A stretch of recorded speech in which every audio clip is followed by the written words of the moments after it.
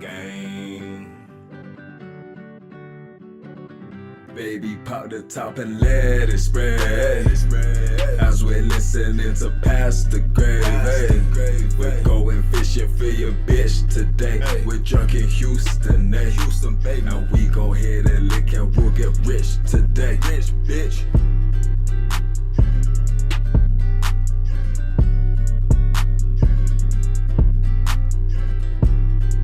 Gravy, gang!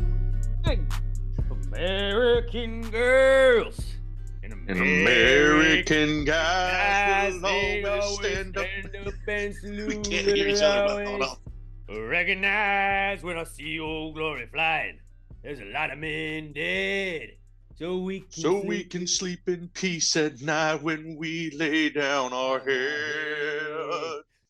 My daddy served in the army. He lost his right eye, but he flew a flag out in our yard. Till the day that he died, he wanted my mother, my brother, my sister, and me to grow up and live happy in the land of the free. Well, this nation that I love is falling under attack. A mighty sucker punch came flying in from somewhere in the back. But as soon as we can see clearly through our big black eye, man, we lit up your world like the 4th of July. And Uncle Sam put your name at the top of his list. And the Statue of Liberty started shaking its fist. And the Eagles will ring. And it's gonna be hell when you hear Mother Freedom start ringing that bell. And you'll feel like a whole wide world is raining down on you. Well, that's brought to your courtesy of the red, white, and blue. R.I.P. Toby Keith. If only we were in the same room so there wasn't a delay. Yeah, that didn't go great over Zoom, but like we had to stick with it. It's a tribute. Yeah. I tried to time it when I would come in to just match your voice, but every time I started singing, you would slow down. So I was trying to match you. Yeah, that didn't go great. That wasn't a great. It was an idea. It wasn't our best. For us, it seems like we're singing right with the other person, but as soon as it goes to the other person, it's a delay. Figure it out, Zoom. We're just trying to sing Toby Keith together, man. 23-4. Yeah, we were honoring the Tobster, and you're doing this to us. Fuck, man, I'm down bad. I'm down bad about that. We'll talk about it later. R.I.P. We're dedicating this song, or dedicating this show. Cheers, to Toby Keith. Cheers to a real one. We lost a real one this week, but cheers to Toby Keith, and we'll talk about the death of our American hero. We're talking about hogs making a comeback. Maybe the new thing that AI or virtual reality is going to do to kill us all that stuff. We're kind of first CD I ever bought. First CD I ever bought was Toby Keith's Shockin' Y'all. It was that CD. Also had Weed with Willie on there, which is a great song. Talk about me.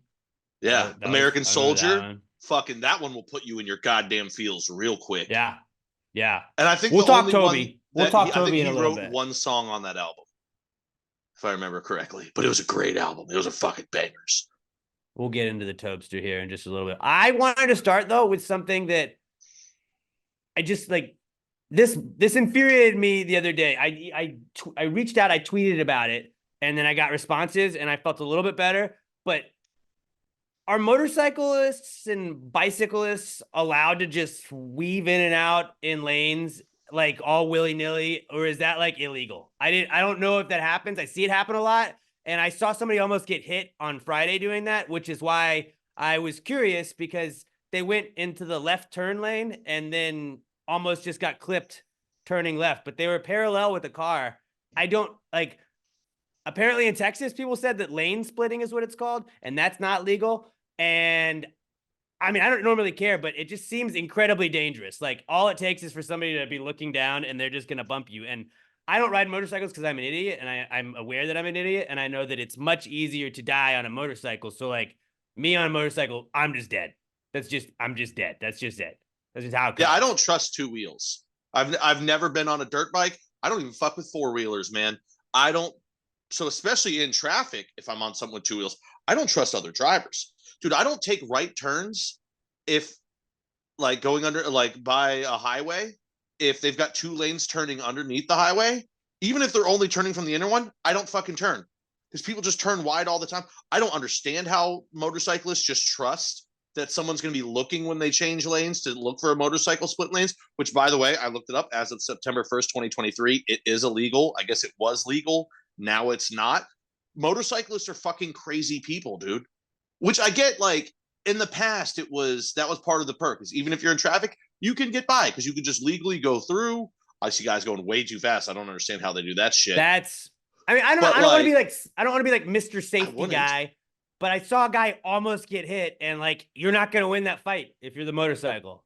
You're not going to win that fight. And it was just like, why did you want to cut up there? I understand. And when I tweeted about it, there were people who were like, are you just trying to be a dick? And I was like, no, I legit almost saw someone get hit and felt like it was very unsafe to be doing that. Was just curious. And they said that a bunch of times the motorcyclists will get up to the front because then you can kind of just burst off and you're ahead of everybody.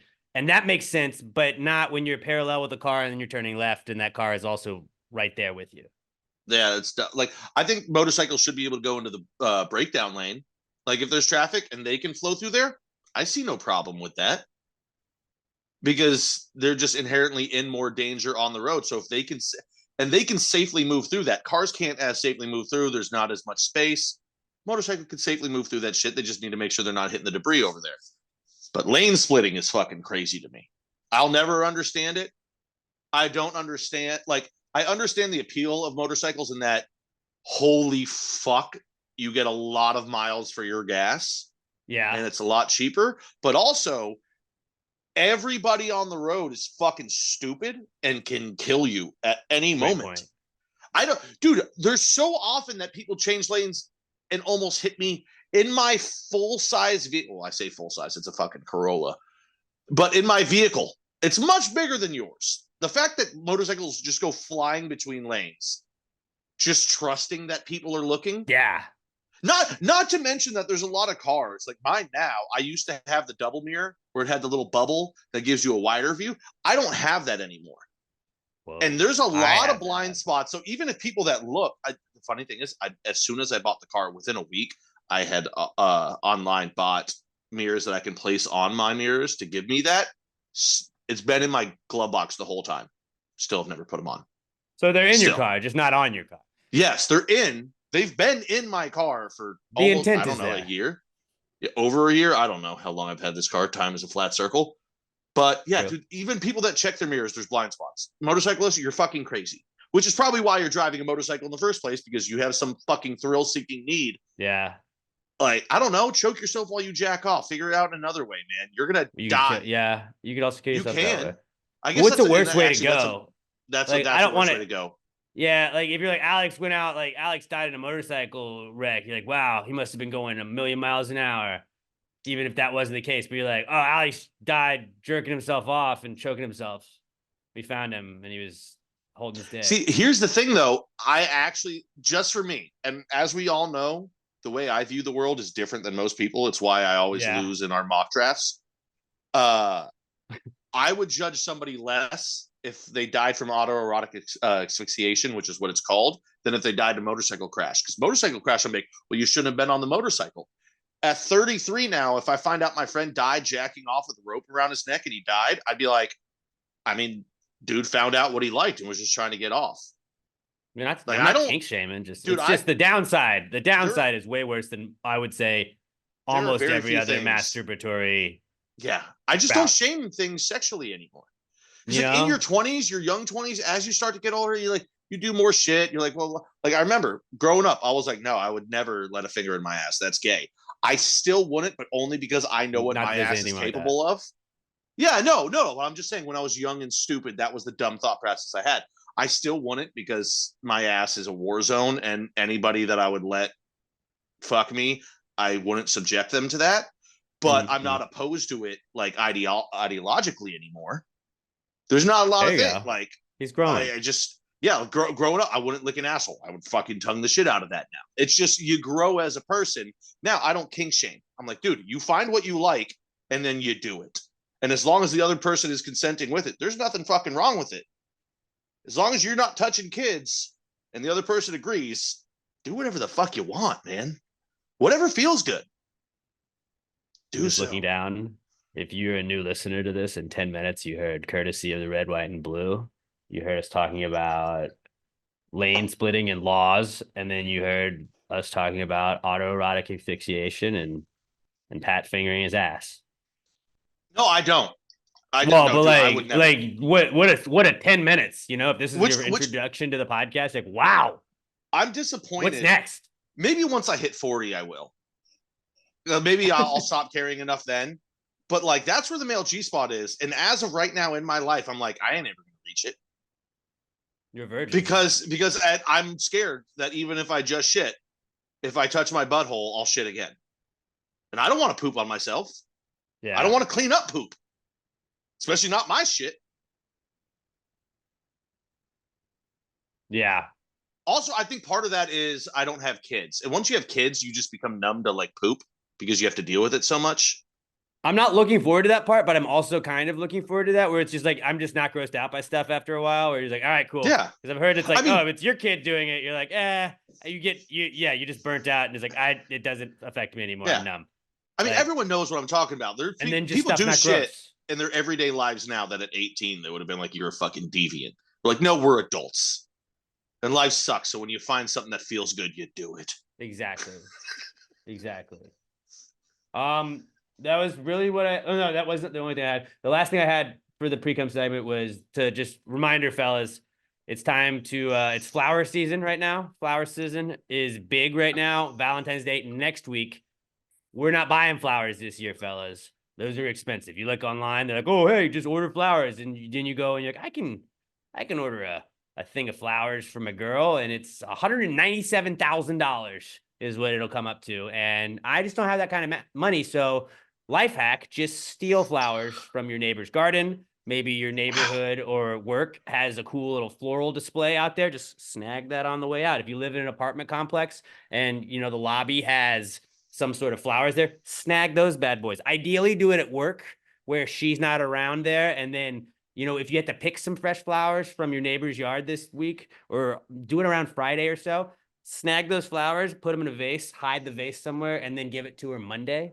But hey, babe, a little early Valentine's Day present, a little early V-Day present. Yeah, they're going to die a little bit earlier, but they were there over the weekend. She's going to think, wow, he's so sweet. It's a Valentine's Day week. You're already off on the right foot. So no matter what you get her, she's like, he's so sweet. He celebrated Valentine's Day multiple days. Just start gathering your flowers.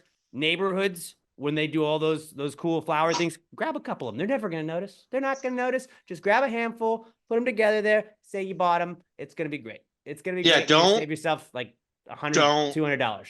Don't do that because in Texas, that's their property and they can legally kill you if you're stealing from their property. Not if they don't do that. Also, guys, don't buy flowers.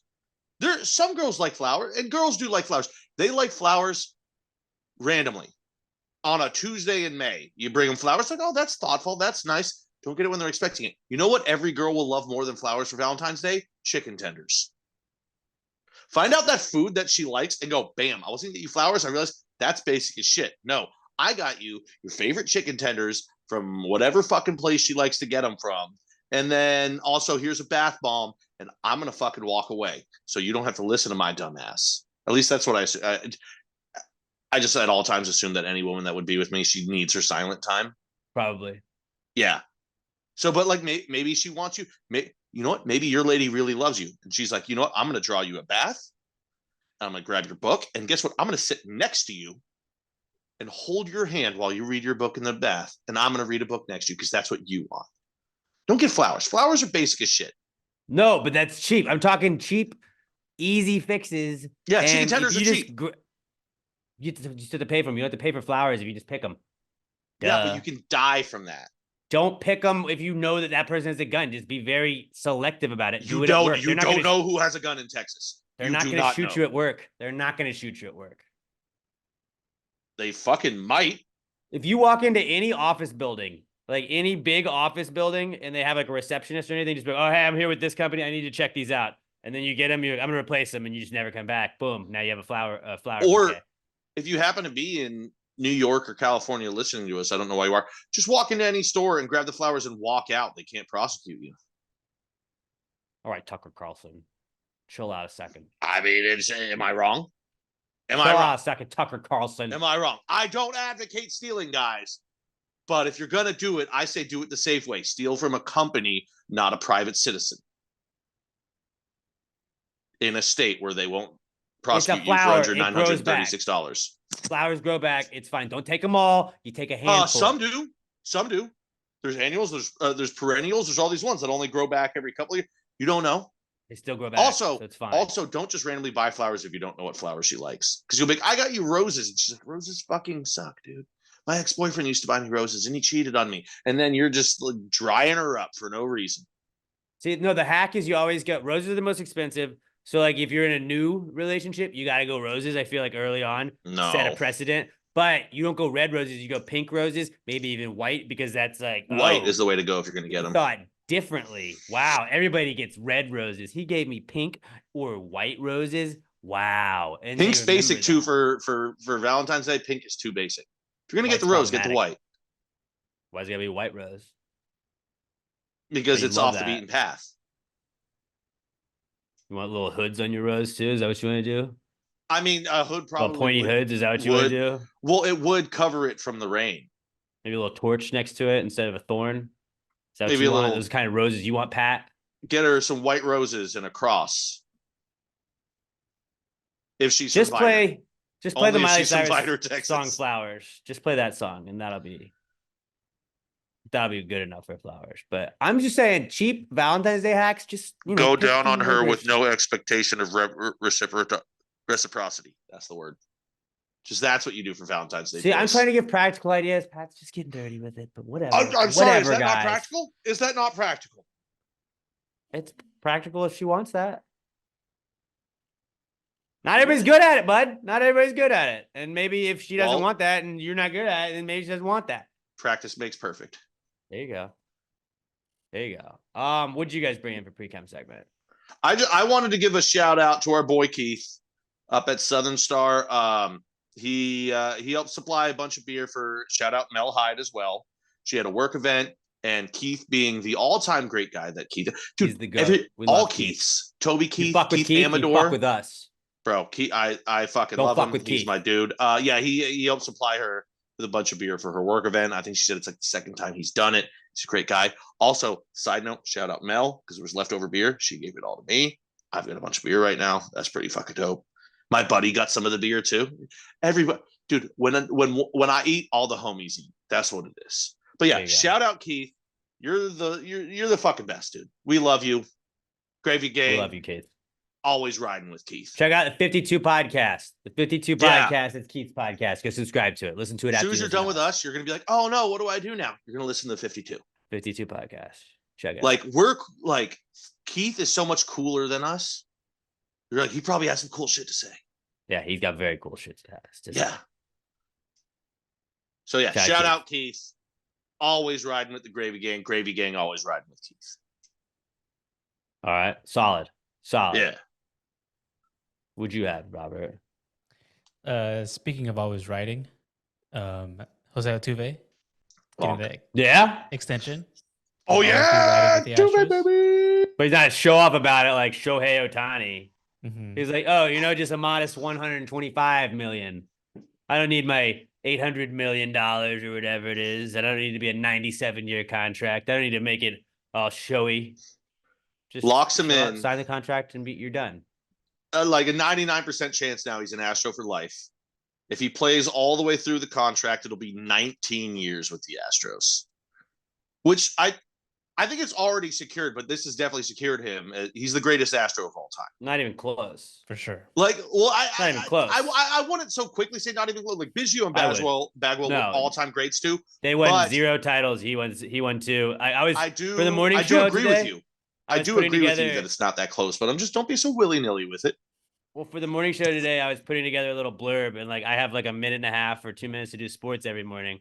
And so it was like Jose Altuve signs an extension. And then I was just like, all right, 2-time World Series champion, 4-time AL pennant winner, 1-time MVP, 2 or 4-time batting champion, Gold Glove winner this year. And it was just like, I got to stop. And I was like, amongst millions others, because you could just, if you look at the Wikipedia page of Jose Altuve is just like achievements. Like you could spend 20 minutes just reading them off. He is a no doubt first ballot Hall of Famer. Is he? That will probably have to wait 5 to 10 years to get in. Yeah. Because of the cheating scandal that he did not participate in, but he didn't snitch on his team. So because he wasn't a fucking rat like Mike Fiers, he's going to be punished, even though by the time his career is done, he will arguably be the greatest second baseman to ever play the game. That's fair. I mean, there's great second basemen all the time, so I won't say definitely. He'll be in the discussion. He'll be in the conversation of there. Of just every. I mean, his worst year ever was COVID. That doesn't fucking count. Doesn't count. Who won that World Series? Doesn't count. Doesn't matter. I don't even know because it was a bubble championship. It's bullshit. Doesn't matter. That World Series doesn't count, and this past World Series doesn't count because I was in Mexico when it was going on, so I wasn't in the country. Doesn't count. I'm okay with that. That logic sounds fair to me. Those 2 titles, we do not count those. And then Reggie Bush's one because that was illegal too. So I also don't. Those are the 4 titles that I don't acknowledge. All I want is to hug Jose Altuve. I've given up on picking him up. I'm not going to pick him up if I ever get to meet him and hug him, unless I'll ask him, like, dude, can I have a hug? And I'm like, can I pick you up a little bit? But I don't want to ask that second part because he's gonna be like, now you've lost the hug privilege. Yeah, you wouldn't get the hug. But I just want to be, dude, I can pop your back. You want me to pop your back? I'm great at popping backs. Everyone loves getting their back popped. I don't want to get us too sidetracked. I don't want to make it weird though. Jose Altuve, no question, he's the best Astro of all time already, no matter what. Is the second best Astro of all time a current Astro or like part of this regime? Would you say like, could you say Correa could have been? Could you say Springer? No. Could you say Bregman? No, they didn't. Could you say JV? Springer and Correa did not spend enough time. JV, he's spent a few years with us, not enough time. Bregman, I love him. He's not in the conversation because he's been a really solid player. He's not all-time Astros great. His production really has dropped over the last couple years, and he's still a great player. But here's the thing: I don't think Bregman's going to be a Hall of Famer at this pace. I love him, but I don't see it. It's Altuve and then Biggio and Bagwell, whichever way you want to put those 2. Biggio, then Bagwell. It's got to be Biggio, then Bagwell. It's got to be. And when we're looking at like cheating, like not hating on Bags, but like it was just everybody was doing it. Besides Biggio. Besides Biggio. I don't like to talk out. He was too small. He was too small. That didn't really mean shit back then. It's fine. I don't acknowledge that. Derek Jeter, Craig Biggio, Luis Gonzalez. No, I've heard some things. I'm not going to read those. I've read the Bagwell ones, so I'm going to act on that. I'm not going to read the Craig Biggio ones because the best way to think of it is everybody in the era, even the guys you think weren't, were. But also a lot of the guys that were doing shit at the time, it wasn't illegal. So the fuck are you going to do? Ban him from the Hall of Fame. Here's what I'm hoping. By the time Jose finishes his career, and then because it's baseball, you have to wait 5 years, right? Or is that just football? Is baseball right away? Fuck. I was just hoping that I don't know. Baseball's the dumbest. That's why we don't even need to be talking about it. Yeah, we don't even need to be talking about the Baseball Hall of Fame. We did that with Patrick McClellan the week that you were out. I know, and I wanted to chime in as I was listening. But yeah, just give it to the players. It should be the players voting. It should not be fucking cranky sports writers that hold a grudge because so-and-so didn't give you an interview in the locker room after they had an 0 for 4 night on the over the course of an 0 for 12 series and they were in a bad mood. Then you hold a grudge for 30 years because you think you have the most important fucking job in the world as a sports writer. But really, you're just a fucking dickhead that doesn't know how to interact with sports greats, but you couldn't hit a fastball, so you went into sports writing so you could still be around it. Writers should get to vote in it, but I think the players should get the vote, and I think the writers should have a say, but not the majority say. They should have the exclusive say. It should be a mix. I think it should. This is what I hate. We don't need to get into a baseball advisory. We don't need an advisory board of players should be able to review who can vote for it. So, like, if you're the kind of guy that didn't vote Ken Griffey Jr. and Randy Johnson and Derek Jeter as a first ballot Hall of Famer because you don't think anybody should get unanimous, guess what? You just lost your fucking vote. You just lost your fucking vote because But I'm allowed that's to just have the my way opinion, it's done. right? But it's wrong. Guess what? Your opinion's Sports wrong. change, and I'm fine. I'm very staunchly an advocate for things not changing. I hate change, but guess what? Sports change, and baseball writers are the worst group of assholes on the planet that don't do hate crimes. But some might. Oh, I'm sure some of the Some might. You think there's not at least one guy that was holding out on certain players and not giving them first ballot just because they were black or Latino? That's fucking probably rhymes with Schmuster Schmolny. I'm not putting that. Buster's got bad takes. I don't think he's a racist. What? He hated on the Astros, didn't you? Didn't you hate him for that? You he's a dipshit. Yeah. He's a fucking nerd.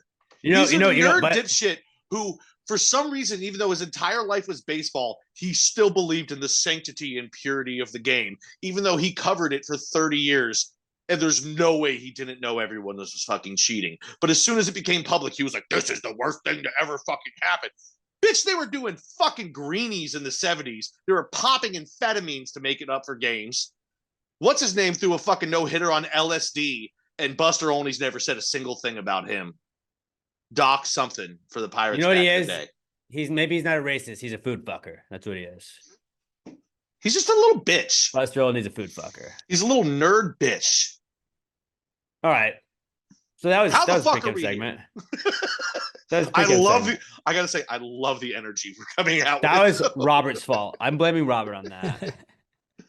You brought up an all-time great, and it about Altuve. All right, let's move on to the Comeback Kid segment where we tell you what's back, according to us, in the news. It's brought to you this week by the Pass the Gravy merch store. Go to passthegravymerch.com. Fellas, our merch store is pretty lit right now. Did you check out the new It's April Fool's Somewhere shirts? They are awesome. Better than I even expected. They're sick. I've already ordered mine. Can't wait. I think I ordered 2 because I wanted to cut the sleeves off because it's so sick. I wanted a sleeveless version of it, and I wanted a regular version of it, a formal wear and a party wear. And then we also have the new hats. Got new hats in the store. We got the new PTG dad hats. We had previous dad hats in the store before. These say Pass the Great Podcast on them with the logo. And then we've got our tie-dye hats. Go check out our fucking tie-dye hats, guys. The tie-dye hats that's what it's called. Sick. When I think tie-dye, I think all the multicolored. It's just like, it's blue and white. It's like blue sky-colored tie-dye. So it looks great. One's black logo, one's orange logo, which kind of, might elicit feelings of a local baseball team, just a little bit with the color scheme. I think it looks great. Contract. Looks like a perfect running around town hat. Like, oh, ladies, you're like, I don't want to do my hair. Throw that bitch up in a bun, put this hat on, and you're gonna look sexy as fuck. And this also giving me summer vibes too. Like you're gonna have this. You get to break that bad boy in for the summer. Like you're going to the pool. Maybe you're hot tubbing it right now in the winter. So it'd be a great river hat. Oh yeah, it's a great hat. But the tie-dye PTG hats, the PTG dad hats available as well. The new It's April Fool's Somewhere shirts. Go check them out. Oh yeah, I don't really like those shirts though. The shirts? Yeah. April Fools. You got me there. You got me there. So good, bitch. You son of a bitch. April Fool's Somewhere. Go get it. PassTheGravyMerch.com. We got the PTG. It rhymes with schmeisy, but it looks like the logo, PTGEE. Go check it out. It's like your favorite frozen drink, the Ja Ja Ja shirts, the PTG MTV type logo, the gravy thank you bag type logo. And we got the shorts, the sticker packs, the PTG classic logo shirt. All of that available now at PassTheGravyMerch.com. Again, we said this last week. We don't ask you guys for money. We're not ever like, hey, we have a Patreon. Here's a paywall you got to get to see our stuff. Everything we give you guys is free. If you want to support the podcast, share us with a friend. If you want to support the podcast, buy some Pass the Gravy merch, PassTheGravyMerch.com. That's the way you tell us, hey, thanks for providing us for entertainment or whatever you guys call this once a week. We appreciate you guys. PassTheGravyMerch.com. It's also just a benefit that supporting your favorite podcast gives you some sick ass gear to rock too. So go to PassTheGravyMerch.com. PassTheGravyMerch.com, the official sponsor of the Comeback Kids segment. It's the Comeback Kid. The Comeback Kid of the week. The Comeback Kid of the week. Bitch. First Comeback Kid this week. We started the show off with him. It's Toby Keith. We lost a real one. We were down bad today. R.I.P. in peace. to Toby Keith. What the fuck, man? What the fuck? And like, first off, I don't like to get political on this podcast, but the fact that Joe Biden hasn't ordered for flags to be flown at half-mast is a goddamn tragedy. I mean, What he the was fuck? a patriot, so why would He was the patriot. The patriot. He put a boot at the Taliban's ass. I think the Taliban might win if we don't fly flags at half-mast. Well, I mean, not to get political, but somebody kind of did let the Taliban come back into power. Don't want to name names. Fly them at half-mast. Fly the flags at half-mast, Joe. Do the right thing. All passing grade flags must be flown at half-mast as of now. Shout out Toby Keith also just for coming up. Like, of all the people that have parlayed their fame into restaurants, him naming his Toby Keith's "I Love This Bar and Grill" was one of the all-time great names. Like, it's very wordy. It's a lot in the mouth. I love that. But as a guy that's that has such Darling a- like a Marlin as a beer with Bro, it's got like and- 17 words on all of the beer names we've had. I love Yeah. dad jokes. It's like the defining like characteristic of my personality is that if you tell me bad dad jokes, I'm going to love. Like, I want to tell jokes that when other people hear them, they look like they're in physical pain. That's my Yeah. shit. So when he did that, I was like, that's fucking great. I mean, he had some of the best named songs just Plus, I love this bar. in general. I fucking love I that this song bar. It's so great. much. Beer It's for like my horses. it describes the greatest bar in the hit. Like, if you hear that and you're like, I don't want to go to that bar, you fucking suck as a person. My dad actually, it was one of his favorite songs too, because then he remade the lyrics into "I Love Brett Favre." It was one of my dad's proudest things he's ever done. He only ever That's got good. one verse. Yeah. But Well, you know, only it need was- one. You only need one.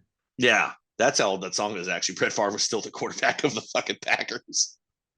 Well, so I was looking at it and like somebody put a very good perspective for me was that Toby Keith was like the Kobe Bryant of country music in his era, where he was like his biggest heyday, his like prime was probably like 95 to 2005.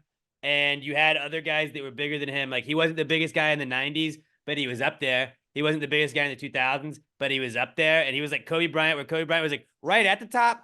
He wasn't Michael Jordan and he also wasn't LeBron James, but he was Kobe fucking Bryant. And he was like in the discussion. And it was like, there were periods of time where Toby Keith was there. He just happened to like cross over. Like he was like the middle of two decades. So you kind of got overshadowed by their stuff. But when you look at like the old Toby Keith pictures of like him with the mullet, like he was, The mullet was great. in the spotlight forever. And then I saw somebody was saying he was responsible for Taylor Swift signing her first record deal. Yeah. Yeah. He signed her Pretty to awesome. his label when she was 15. I think a better one would be Kevin Durant as him, because Kobe was the best for a while in the league. Like Kobe was Well, that. Toby And probably was too. Durant came in and like there was LeBron and there was Kobe, and Durant was never you could have made arguments that Durant was the top guy, but you're like, yeah, LeBron and fucking Kobe are here. Like, come on. Yeah, we used to like But, Durant Hall dude, of Famer. But Dude, Toby Keith's 90s fucking Toby rocks. Keith is some. How do you like me now? Now that I'm on my way. Like Saying dude, that to a 90s girl that broke up Toby- with him. That's awesome. That's a fuck you song. Toby fucks. Toby fucks. Fucked. R.I.P. Still fucks. It's just like we lost Heroes Two get real- remembered, but legends never die. legends never. And Toby die. Keith is a legend. It's true. Those I mean- songs will live on for fucking even later on when like people are like it's kind of it's weird. It's not like traditional country anymore, but you can't tell me Red Solo Cup doesn't. It slap. is. It is very traditional country. I still think. Early, I still think. early. I mean, Red Solo Cup is not traditional country. It is now. It now it's more country than anything you'll hear on the fucking radio, which is a whole other issue. I had to dig it up yesterday. Everybody, like I think it's funny when a celebrity passes away and like every radio or TV person, not when wait till I finish this sentence. When a celebrity passes away and every radio personality or TV host has to like go find all of the stuff. Like there's some people that like every single person that they've ever met, they're like, oh, here. It's like, but we weren't friends with him. If you had a funny meeting with like Rod posted, he was like, I was at the Woodlands. I was watching a show at the Woodlands and Toby Keith was performing somewhere else and was staying at the same hotel we were at. So he was like, what the fuck? What's up? And like just took a drunk picture with Toby Keith. That's a funny story. Not the just like jock picture where you're like, here's the guy. Here's him from 1998. Let's share this now. But I tried to find our own version of that, and I found the when we wrote the Toby Keith song last year about the Russia-Ukraine war, and it was very stereotypical country, and that's what Toby Keith was. And it's like, you can say that's cheesy, you can say it's corny. We knew all the words. We knew all the words. Oh yeah, no, Toby. It was one of the great things about him is he would do real deep, serious songs, but then he would also do fuck around songs. Like, yeah, dude, you may not like this, you might think it's cheesy, corny. I don't give a fuck. I remember now the song that I think was the only one that he wrote on Shock and Y'all was, I think it was called "If I Was Jesus," and it's just a little jokey song. Like, if I was Jesus, I'd do this for my boys, and I'd do that. We'd have a good time. Fun fucking song. I love that song. I haven't thought about that song in probably 10 years until this moment right now. Can't wait to listen to it once the podcast is over now. I won't talk about me. I want to talk about number one. Oh, my, what I think, what I like, what I know, what I want, what I see. I like talking about you usually. But occasionally I want to talk about me. Fucking Toby, dude. All of his old hits slap, man. Even, see, that's why, do a deep dive, guys. I'm telling you, even the ones that you don't know, like, I guarantee you most people haven't heard his song, "If I Was Jesus," off of Shock and Y'all. Go listen to that whole album. Every last song on that album is a fucking banger. Even the deep cuts. All right. So, you know what? R.I.P. Toby, you were a fucking real one, man. You were a great American patriot. Had a phenomenal mullet in the one of the top mullets of the 90s. It was a great mullet. All-time mullet. I'm not a petition guy, but like, petition to replace the Statue of Liberty with a statue of Toby Keith instead. That's going to be a hard sell in today's. You're trying to take a job away from a woman. It's Toby Keith, though. Yeah, sorry, that's French. Hey, you know what? Maybe if Trump wins, because he's America first, he'll be like, let's get that French broad out of here. Bring fucking Toby in. I just think it would be better. Put a little red Solo cup there. I think it would play. Just a thought. Then, I mean, the flags at half-mast, that's a must. It's like, Joe Biden, what the fuck are you doing? What the fuck are you doing? How are you running the country with the flags at full mast, honestly? Especially, it's an election year, and you're not going to go half-mast. And also, here's another thing to look out for the next couple days, because now, everyone's found out it's been, 24 hours now that everyone's known, a little bit over. Pretty soon, it's coming. And these are the biggest shitbags on the planet Earth. When everyone's just on, it's a shame that they died. Everyone hears great stories. There's going to be the journalists that go, I'm going to find a bad story about him because fuck everybody that enjoys things and wants to celebrate the life of somebody that people enjoyed. As soon as you see somebody post a bad story about Toby Keith, just know that person's a piece of shit. Block them and report as hate speech. That's what I will do. Yeah. Because it's hate speech. Yeah. I reported a tweet as hate speech and they're talking bad about the Giants coaches this week. And that's the first time I've done that. And I was like, this is hate speech. Well, I hate it. Just like Michael. Yeah. Oh, well, no, that's not supposed to be. It's not hate speech. That's some they're talking about coaching shit. hires. You're just trying to shut down people's First Amendment right there, Alex. Yeah, if I don't like it. If you're that only say lib, nice things about my teams. If you're that big of a lib, you should be able to talk to your buddy Joe Biden about putting those flags down half-mast. He won't listen. But yeah, and then also, I would also like to say we should cancel 4th of July in Toby's honor. I always sing nonstop. Toby wouldn't want that. Brought to you courtesy Red, White, and Blue. I don't know. Toby wouldn't want. He wouldn't. He would actually. I think we have to celebrate twice as hard this year. Do you think he would want that? Yes, he would. Okay. He would be like, put on some 90s country, plus his whole catalog. You just listen to me all day, just buddy. Blast that shit. Shoot some fireworks. Find a way to build a firework that explodes into a mullet. That's what Toby would want. Okay.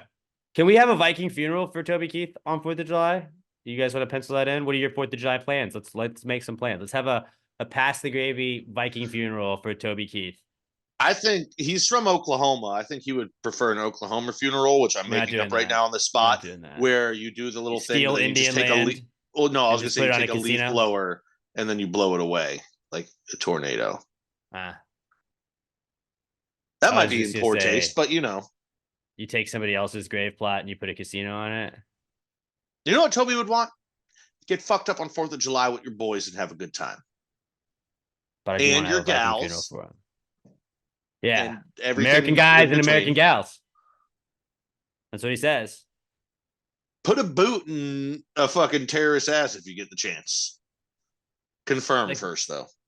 Like, if Toby Keith doesn't write Brought to You Courtesy of the Red, White, and Blue, we don't kill Osama bin Laden. I am 100% convinced of that. Oh, no, we still would have got him. But no chance. It gave a rallying cry for the troops. Also, now I'm worried we're going to get a bunch of bullshit Toby Keith AI fucking songs coming out here soon. We did that. We literally did that. Like, no. But I mean, like, they're going to use AI and like voice interpreters to like be like, well, this is what Toby would have saying about this. Like, no, but he didn't. Just let him rest in peace. Dude fought cancer. I read something where he did a show like within the last week. I wouldn't doubt it. He's a G. Also, best story I heard was towards the end of his life, Merle Haggard was doing shows. He was canceling shows left and right because his lungs just couldn't hold up because Merle was in real bad shape. And Toby was there where he was doing a show, and Merle asked him, he's like, do you know my songs? He goes, every one of them don't need a teleprompter. And Merle did like 2 songs and then couldn't continue, but he had to do this last show to pay his band because he'd been canceling so much. He's like, I got to get my guys paid. And he brought Toby, and Toby came up on stage and finished the whole concert for him, just so that they could get his guys paid. So, one more time. He's a G. Shout out Toby. We're going to miss you, bud. R.I.P. and peace to the GOAT of country music. Toby Keith. He's shut up. He's the GOAT. He's my GOAT. He's on the Mount Rushmore of 90s, early 2000s country. Number 1. 1-1. I mean, there's fucking Johnny Cash, Chris Christopherson, Waylon Toby Jennings. Keith would fuck him Merle up. Haggard. Toby Keith's so much better. Fucking Hank Williams, Senior Hank Williams Jr. No, Robert knows country music more than anybody. Garth on this Brooks, podcast. Robert, George Strait. Like, this is the Mount Rushmore of country music, obviously. And I swear to God, if while I was listing off names, if one of you listening at home said fucking Morgan Wallen or Sam Hunt, I don't want you to listen to this goddamn podcast anymore. Well, no, like, I mean, obviously the Mount Rushmore. Still download and like everything, but you don't get to listen anymore. If you think fucking Morgan Wallen, that's a fake mullet. Toby Keith. Lil Nas you. X. Yeah, I'm gonna fight you Dolly so Parton. bad. Oh, and Willie Nelson. Oh God, how That's did I our forget 4. Dolly and That's Willie? our 4. Yeah, see, you don't know country. We know country, right, Robert? Like, that would be the 4 Mount Rushmores. Mm-hmm. Dolly is my ultimate wood. Yeah, so I mean, WOULD. But I guess WOOD also works. Somebody make that graphic, the Mount Rushmore of country music, and just put Toby Keith, Lil Nas X, Dolly Parton, that's and actually Willie Nelson. that's to put Lil Nas X on there. I feel like it's disrespectful to Toby. Yeah, it was the number 1 album or number 1 country song in the world, and they took him down because of racism. So I'm gonna put him at number 1. One song. It was number 1 on Billboard charts. No songs ever spent that long at number 1. Country song. It won. One song. He only had one. Longest time on top. Nelly had a song with Tim McGraw. Does that make him country? Because he had one song. Wasn't number 1 as long. You know what? We're celebrating Toby. I don't want to argue about Was it number 1 as long? But somebody make the graphic, though. Just put the Mount Rushmore, put Toby Keith, Lil Nas X, Dolly Parton, and Willie Nelson on it, and then we'll. Why do you have to hurt me? I'll just say the Mount Rushmore of country music. Who doubts it or who disagrees? ? And then we'll get the people talking. Somebody make that graphic for us real fast. But yeah, that'd be a good one. Why are you the way you are? Next comeback kid we got is Hogs. Robert, do you want to take this one? Hogs are back this week. I've not seen anything impressive. Yeah, of course. For you, it wouldn't be. So Drake's dick got leaked. There's a nude of Drake that was leaked. Apparently, there was a video. I saw just the still. Good for him. Yeah, I didn't need to see the video, but I had to see the still. Good for him. Like, you know what? Good for him, but also, dude, like, fuck you. You get to be like super creative and talented and rich and all this stuff. But honestly, and this is what I broke it down to with my friends, because everyone seems surprised by how huge it was. Because I don't know why, but I think the reason everyone was surprised is nobody expects a Canadian to have a huge dick. I don't know why. That's probably why. I think that's what it was, is that he's Canadian. Everyone was like, damn, really? But that might have been it. Drake, congrats, he's slanging. He's slanging. It's really funny where, like, you can tell if a dude is confident in his dick size by if you joke about like a dick pic of them getting leaked, or you're like, haha, Like Drake's probably like, oh no, not my dick out there. Everybody's gonna see how huge it is. No, now everyone's gonna treat me like Pete Davidson. But like, if my dick pic got out there, I'd be like, oh god, no, that's not me. That's definitely not me. Nope, not that's that thing. No, not me. No, that's way too small. Way too small. I would own it. I bet, guys, it is what it is. It's like, look, you know, it's not impressive. I told you it wasn't impressive. I don't know what you expected. Hey, it's not gonna hurt, okay? It's gonna be very easy. It's a very easy one. Actually, we would never sell any, but I would love to make that T-shirt. It's not gonna hurt.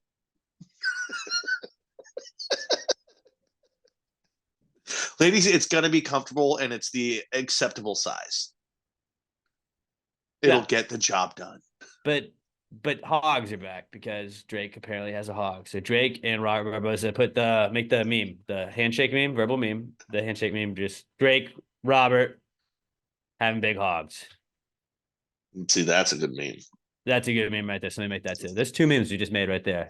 Or just take the photo where it's blacked out, the little bars over it, but then maybe just superimpose Bobby's face on top of his. Oh, that would be a real shame if anybody did that. Definitely don't do that. Robert's like, I don't consent to that. Definitely don't do that and tag us at Past Theory Pod. But blur it out though. Blur it out. But yeah, that'd be funny. What's got you? Next comeback kid we got is VR. The Apple Vision Pro came out, I think Friday. I don't know. It came out around the weekend, and that was a lot of the memes that I saw. This is terrifying a little bit because it's just the start of WALL-E. It is exactly what the beginning of the movie WALL-E was like, where everybody is just looking through goggles, and they also kind of look like Macho Man Randy Savage's glasses. I still don't get what this is. So I went and did like a deep dive on it. I got kind of high and watched like a 20-minute video on Apple explaining it, and they showed like what it looks like. It's kind of like cool in theory, but like, no, it's one of those like, don't do this. This is bad. This is a bad start. Where it's like, you could if I put these goggles on, I would see exactly what I'm looking at right now. I would see you guys, but then I could also be like, pull up Twitter. I could use my digital hands or whatever it is. You can have the keyboard and shit. Like you can pull it up. I could pull up Twitter on one thing. I could pull up a game that I'm watching on another thing. I could be watching 2 games at a time and just like theoretically just have like windows around all of me, and just wherever I turn, there's another app or game or like web browser page and shit like that. Like it's basically just cool. Now I don't have to look down at my phone. It's your phone, but you don't have to look down at it. So this is what Google Glass was supposed to be. Yeah, and it's also what like the Meta VR headsets are. It's just Apple was like, this is what we did, and it was like, cool. I'm gonna pay $3,500 for it, and I get it. I'm an Apple guy. Not gonna do that. This is where I draw the line. No, I did see a thing where a dude got pulled over wearing them while driving because it specifically says, "Don't do that." But you can see through them. You can't. But like, you're also wearing a. What if the power just died? I think you can still. It's clear. It just nothing pops up on. Oh, it is. I thought it was like. No, it's not clear. Well, I knew it wasn't a screen. It's not clear. It's like clear. Pretty like you can. It's transparent. But also, that's distracted driving. Yeah, that's also with it on. Like if there's no battery, then you're just looking at like dark, like a tinted window, like having a tinted car. No, because what's on the outside is cameras from the inside, so like it's not clear all the way through. But it's pretty clear. What you see on the outside is because like it's dumb. Yeah, it's until it seems VR unnecessary. Becomes like you could buy a VR headset for like $50. I'm never gonna get in on this trend. And even then, I'll be like, I don't want to spend $50 on that. I've had them before where you'd like put your phone in the headset and then it just overheats your phone, and like that was cool to play whatever the game it was they gave me, but it's not worth it after a certain point in time.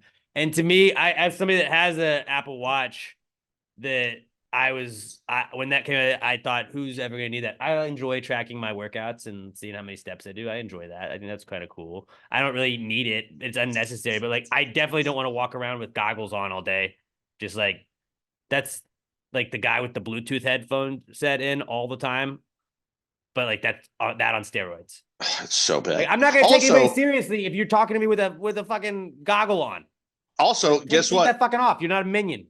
Your peripherals are severely like cut down. Like you can't see an attack coming from the side. Very important. Yeah. Good And call. if you're walking around wearing VR goggles, there's a very good chance you're going to be attacked. Because like people are going to be like, oh, look, an easy target. But you can still see them unless they're coming from, I guess, yeah. They're coming Not from at your you. peripherals. You're not going to see them well from the peripherals. Also, people will be like, I can attack them and steal their $3,500 fucking headset. That's true. That's really what it is. The only cool thing I thought that looked like some of the stuff kind of looked cool. Like it looked cool that you could, in theory, watch like 3 games and just sit on your couch. But I could also just watch my TV and then my iPad. Yeah, I've got It's the 3 same TVs. thing.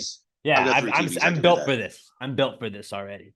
So I don't need to do that. But the workout stuff did kind of look cool, where it's just VR workouts and you're like, you don't have to.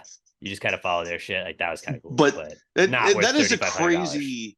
an absolutely crazy move to build a VR platform that you can't watch porn on. Like, dude, it's the internet. They can't. That was my next thing.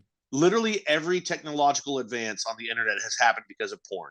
You know why or how they figured out how to take payments online? Because porn sites figured it out. There's a Luke Wilson movie about it called Middlemen. Yeah. It's pretty, Like on Netflix, every advancement in the internet comes because humans are horny. And Apple was just like, we're opting out. No. And like obviously that's not the first thing you're gonna do when you get your VR headset. Most people are. I have a buddy. No. The first thing he did when he got a VR headset was look up porn. And he was like, dude, if you had a pocket pussy with this, it's a whole nother level of sad. I don't think that's the first thing most people do. I think the first thing most people do is you go on it, you're like, oh, check this out. Look at this 360 shit. Like you check out all the features of it, you go check in your Twitter, you go do some shit, and then you're like, all right, now let's look at the porn. It's the first thing people do in private. I can guarantee you that. Okay, maybe. Because like a lot of people would get it for like Christmas morning, and you're like, oh, you put it on. But as soon as everyone goes to bed that night, that kid's shacking off in his room wearing his VR headset. I think you're too into porn if it has to be VR porn. Is What? that a thing? Is that safe to say? Like you might be too into porn if you have to like go like when you're resorting to VR porn. I guess like, you're gonna check it out. Shaming. I'm not it's kink just shaming. like it's just another thing that you're like, oh, will this It's feel just good? like it's a lot. It's a lot. Dude, it's so prevalent now though. Like they're everywhere. You just scroll through your random site and in the upper right it goes, this is VR. You're like, Jesus Christ, that's every 3rd video now. Yeah. It's crazy. What does this world come to? But yeah, VR's back, and this is just one of those things. This is bad. This is bad. This is a slippery slope along with the robots and the AI. Like it starts here. It seems all fun and games. I feel like this could go really bad. Oh yeah, because as soon as the robots take over, the first thing they're going to do is put a blinding flash through all VR headsets and just now blind we can't see everyone. anything, and now we're all dead because they're going to stab us because we can't see anything. Yeah, we're on the way to Wall-E. This isn't good. So I'm gonna pass on the VR from Apple, but that is back this week. Also back this week is the Super Bowl because we had a week off. We had the Pro Bowl games. Shout out to Eli Manning, 2-0 as The Pro Bowls were tight. It was pretty cool. I think this is the best it's been in about 20 years. I mean, I didn't watch all of it, but I was tuning in and out of it. I had it on. It was it was on like in the background, and then I think I was watching a basketball game too. It's great how they made it a 7-on-7 game, but then at halftime they had games that the offensive linemen could participate in for extra points. I think that's the perfect way to do it. That's why they called it the Pro Bowl games with an S on the end, like the Olympics. because it's a bunch of different things. I didn't see a longest throw competition, which that was always the best one. Why are they not? They had doing the that? accuracy competition. You had to throw at a 10-point target at the very end of that. So that was kind of like longest throw. Oh yeah, Jalen Hurts didn't get a single point in the accuracy. That was funny. It wasn't great. I think he got. But like, yeah, dude, longest throw. Points. That's what we want. Get Josh Allen out there and a couple other guys and see who can throw at 78 yards. That's what we want to see. But yeah, the Super Bowl's back though, because now we got the Chiefs, we got the 49ers in Vegas, and yeah, that's going down. We already saw this a couple of years ago. Hopefully the world won't shut down in a month. So we got that. I'm hoping that doesn't happen. And like no traffic. I don't want the world to shut down, Pat. We're not rooting for that. But yeah, we're gonna do our Super Bowl picks, our final Gravy Gambles show edition. Do we want to do like a live show of that? Not a live show. Do we want to just no? That's too much. Let's just post the pics. We're just gonna post pics. Doesn't matter. Yeah, I'm it's getting just in sad over for me ahead. at this point. I can't Getting do in over anything. ahead. Just Yeah, fade Pat whatever has- my picks are. Pat has to buy a. He has to get a Pass the Gravy tattoo, and then he also has to pay for my Pass the Gravy tattoo because Yeah. I said that I will get a tattoo when somebody else gets a Pass the Gravy tattoo. So there we go. And yeah, the Super Bowl. Looking forward to it, I guess. I don't know. Do you guys care who wins this? I want San Francisco to win because I'm tired of the Chiefs, but I'm betting on the Chiefs.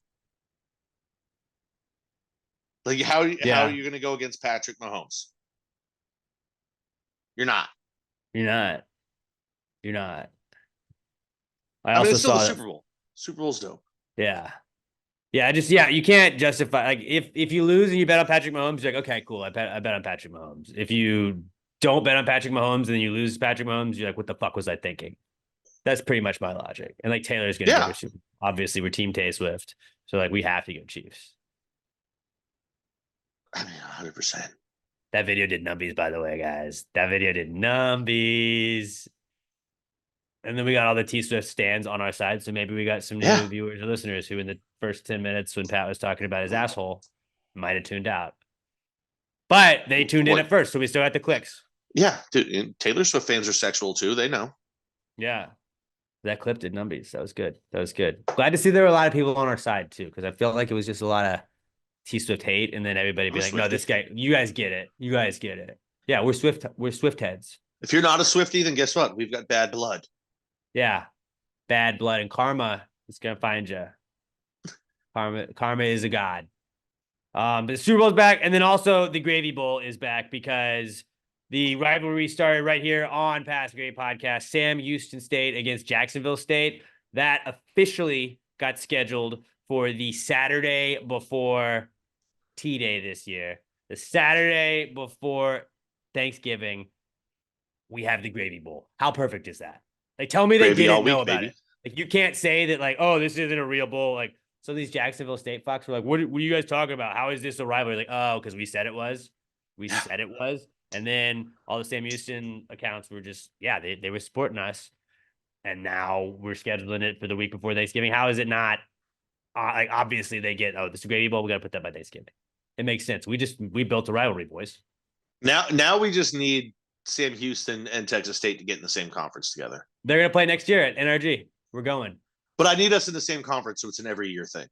Yeah. But yeah, we're going. We're working We're on going. that. Working on that. Yeah, but we'll definitely be at that.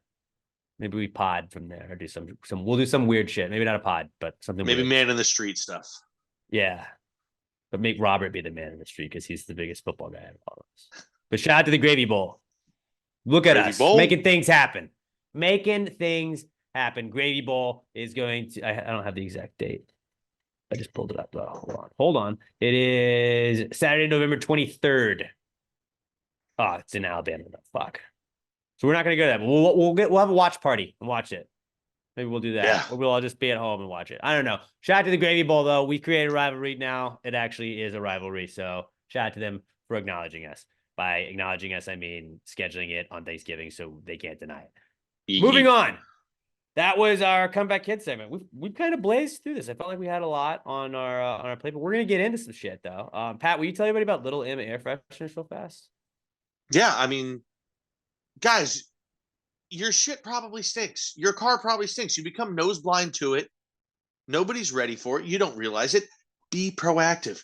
Keep some Little air fresheners right up there. You just bing bong. They're bungee too, so they're fun to play with. You're sitting in traffic. You just stretch them out a little bit. It's all good. Get them in your car. Make your car not smell like assholes. So when you get a girl or a guy or whatever you into the car, they're like, "Oh, your car smells good. You're clean. I want to bang you." If you don't have one in, they're not going to want to bang you guys. That's just the simple truth of it. People like things that smell good. It's why I'm single. But also, Alex's favorite hack, you got a smelly trash can. That's the big one that most people have to deal with. You don't want your kitchen stinking like crap. Maybe you cooked some fish the night before. You threw some skin away before you get it out there. Keep that air freshener down in the bottom of your trash can because you always get little bits that fall through there and it gets stinky. Guess what? Not stinky anymore. Also, get yourself some keychains. You a Swiftie like us? Got a couple Hell yeah. Swifty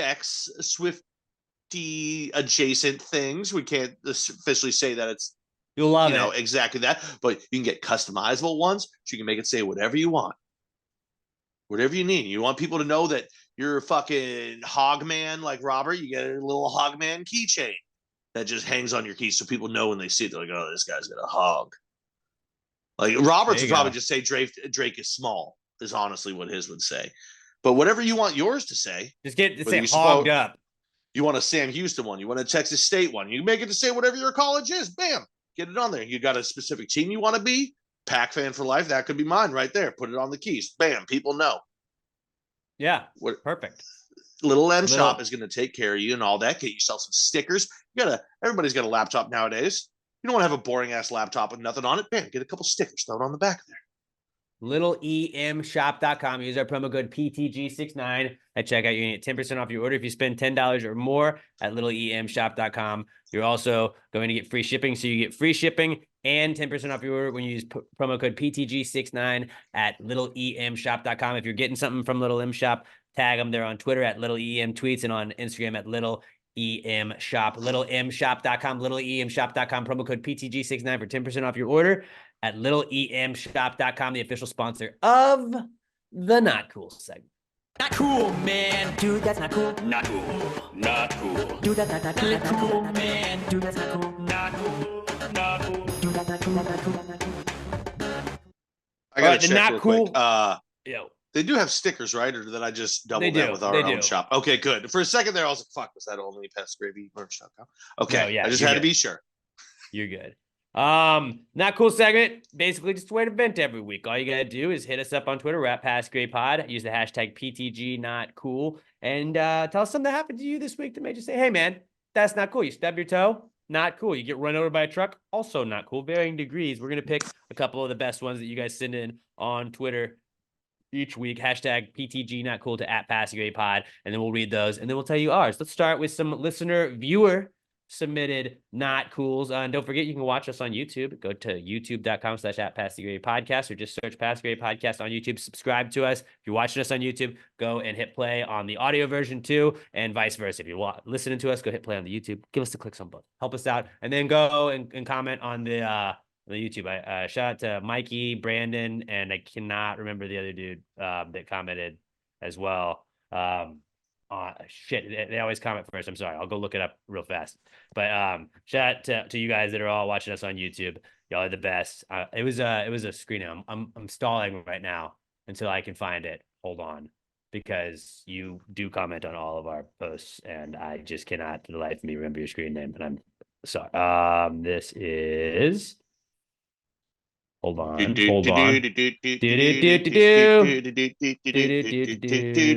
Stalling time. Chris A3732. Shout out to Chris A3732 on What's YouTube. up, Chris? He comments on like all of the posts we have. So shout out to you. Be like Chris. Everybody be like Chris. Go comment on. Just go. What's up? What's up, guys? Gravy gang, ladle, or whatever. Say some shit on the comments. Helps us show up higher to other people. Ryan always thinks that's our phrase. It is not. But go check it out. Pass the Gravy Podcast on YouTube. Go subscribe to us. But our first listener submitted not cool is from Brendan B. He's at Hurdy-Gurdy 42069 on Twitter. Fantastic Twitter handle. Brendan B at Hurdy-Gurdy 42069. And Brendan says, when you finally get notified your package is out for delivery after almost 4 weeks of it stuck at a UPS facility or USPS facility, and then you're notified that it was delivered, and then you get home and realize that it's been delivered to the wrong address. So basically, you've been getting dicked around by the post office. I feel like a bunch of people have sent in not cools that are post office related. Getting dicked around by the post office, getting lost, taking 4 weeks to get out there, then being delivered to the wrong place. I don't understand that. It is infuriating, but that is a solid not cool, buddy. Brendan, yeah, that sucks, T's, brother. I mean, it's just shocking that a system that we throw all of our taxes into is inefficient. That's crazy. So we have to pay them every 4 years, you know? Yeah. We gotta pay them every 4 years. You should mail them a box of shit, and when they get mad at it, be like, okay, so now you do know the address. Oh, I thought that was Cologuard. Yeah. Oh yeah, you sent it to the wrong place. I sent mine to the wrong place too. Sorry. You should do that and just mail people shit. And if they call you out, like, I thought it was Cologuard, my bad. Oh, I put the wrong. It wasn't label even a on it. Cologuard box. Oh, I didn't. You literally just shit in a I don't box. know. It was coming Well. through the seams. Well, It wasn't even addressed anywhere. Yeah, it was. It's invisible ink. Duh. Yeah, Brandon, that sucks. I'm sorry, man. I feel you on that one, buddy. T's and P's, man. Next one. Hopefully you get your. Hopefully you get it. Hopefully you. Yeah. Hopefully you get it. All right, our next one is from Raimundo Benavides at Kmundo B on Twitter. And Raimundo says his not cool is leaving work and getting stuck behind a train. I've been sitting here for over 30 minutes now. Anytime you are in a rush and you get stuck behind a train, it just makes you want to punch everything around you because you can't do anything. You're just sitting there. And it's never when you got, like, you're running early. I'm 15 minutes early to this thing. Cool. Oh, a train, no worries, whatever. And even if you are early, it'll probably make you late because that's just what trains do. And I don't understand how they can attach 107,000 cars to some and then 8 to others. It doesn't make sense. It does. I get it. Sometimes you don't need as much shit going one place. I understand that, but it's frustrating. We should have a limit because I don't want to be sitting and waiting for trains. Robert, don't you live by train tracks? You Yeah, always I get do. fucked by train tracks, Yeah, don't there's you? several times that I get stuck behind trains. Like I've learned to like avoid those roads, and I have to go around them. But it just takes more time. Do you know the schedule? I don't know the schedule. It's kind of random. There's no schedule. Yeah. There's no schedule. I bet your brother is the same way. I'm sure you guys have talked about this. It's I think one of the best. It's one of the worst parts of Texas State, but it's one of the best things about Texas State is that there's so many trains that run through San Marcos. You're 18 years old. You're just going off in the world of your own. You're going to get caught behind so many trains in traffic as you go through, and you just learn, oh, life is gonna have a whole bunch of shitty things that I can't control. It gives you an early introduction to it in adulthood, and it makes you, I think, more prepared for life. Trains are so necessary, and there's people don't realize how many things are moved by freight across this country. Whoa, sorry about that. Hell down, dude. And our country would shut down without them. We literally trains and trucks. That's what we need to get everything. People are like, oh, you just fly things across country. No, it all gets shipped on ground, dude. And we need it. But damn, does it suck when you're stuck behind one. God forbid you got to take a shit, and those little bars come down, and you're like, oh no, because you don't know if you're going to be there for 30 seconds or 2 14 hours. minutes. You know what's really annoying though? This happened several times where the things will come down, no train passes by. And they're down for like 10 minutes. Oh, that's brutal. Or you God should be able to forbid, just go through those. the train's coming by, and then the train comes to a stop, and you're like, no, I gotta pee. No, can't do this.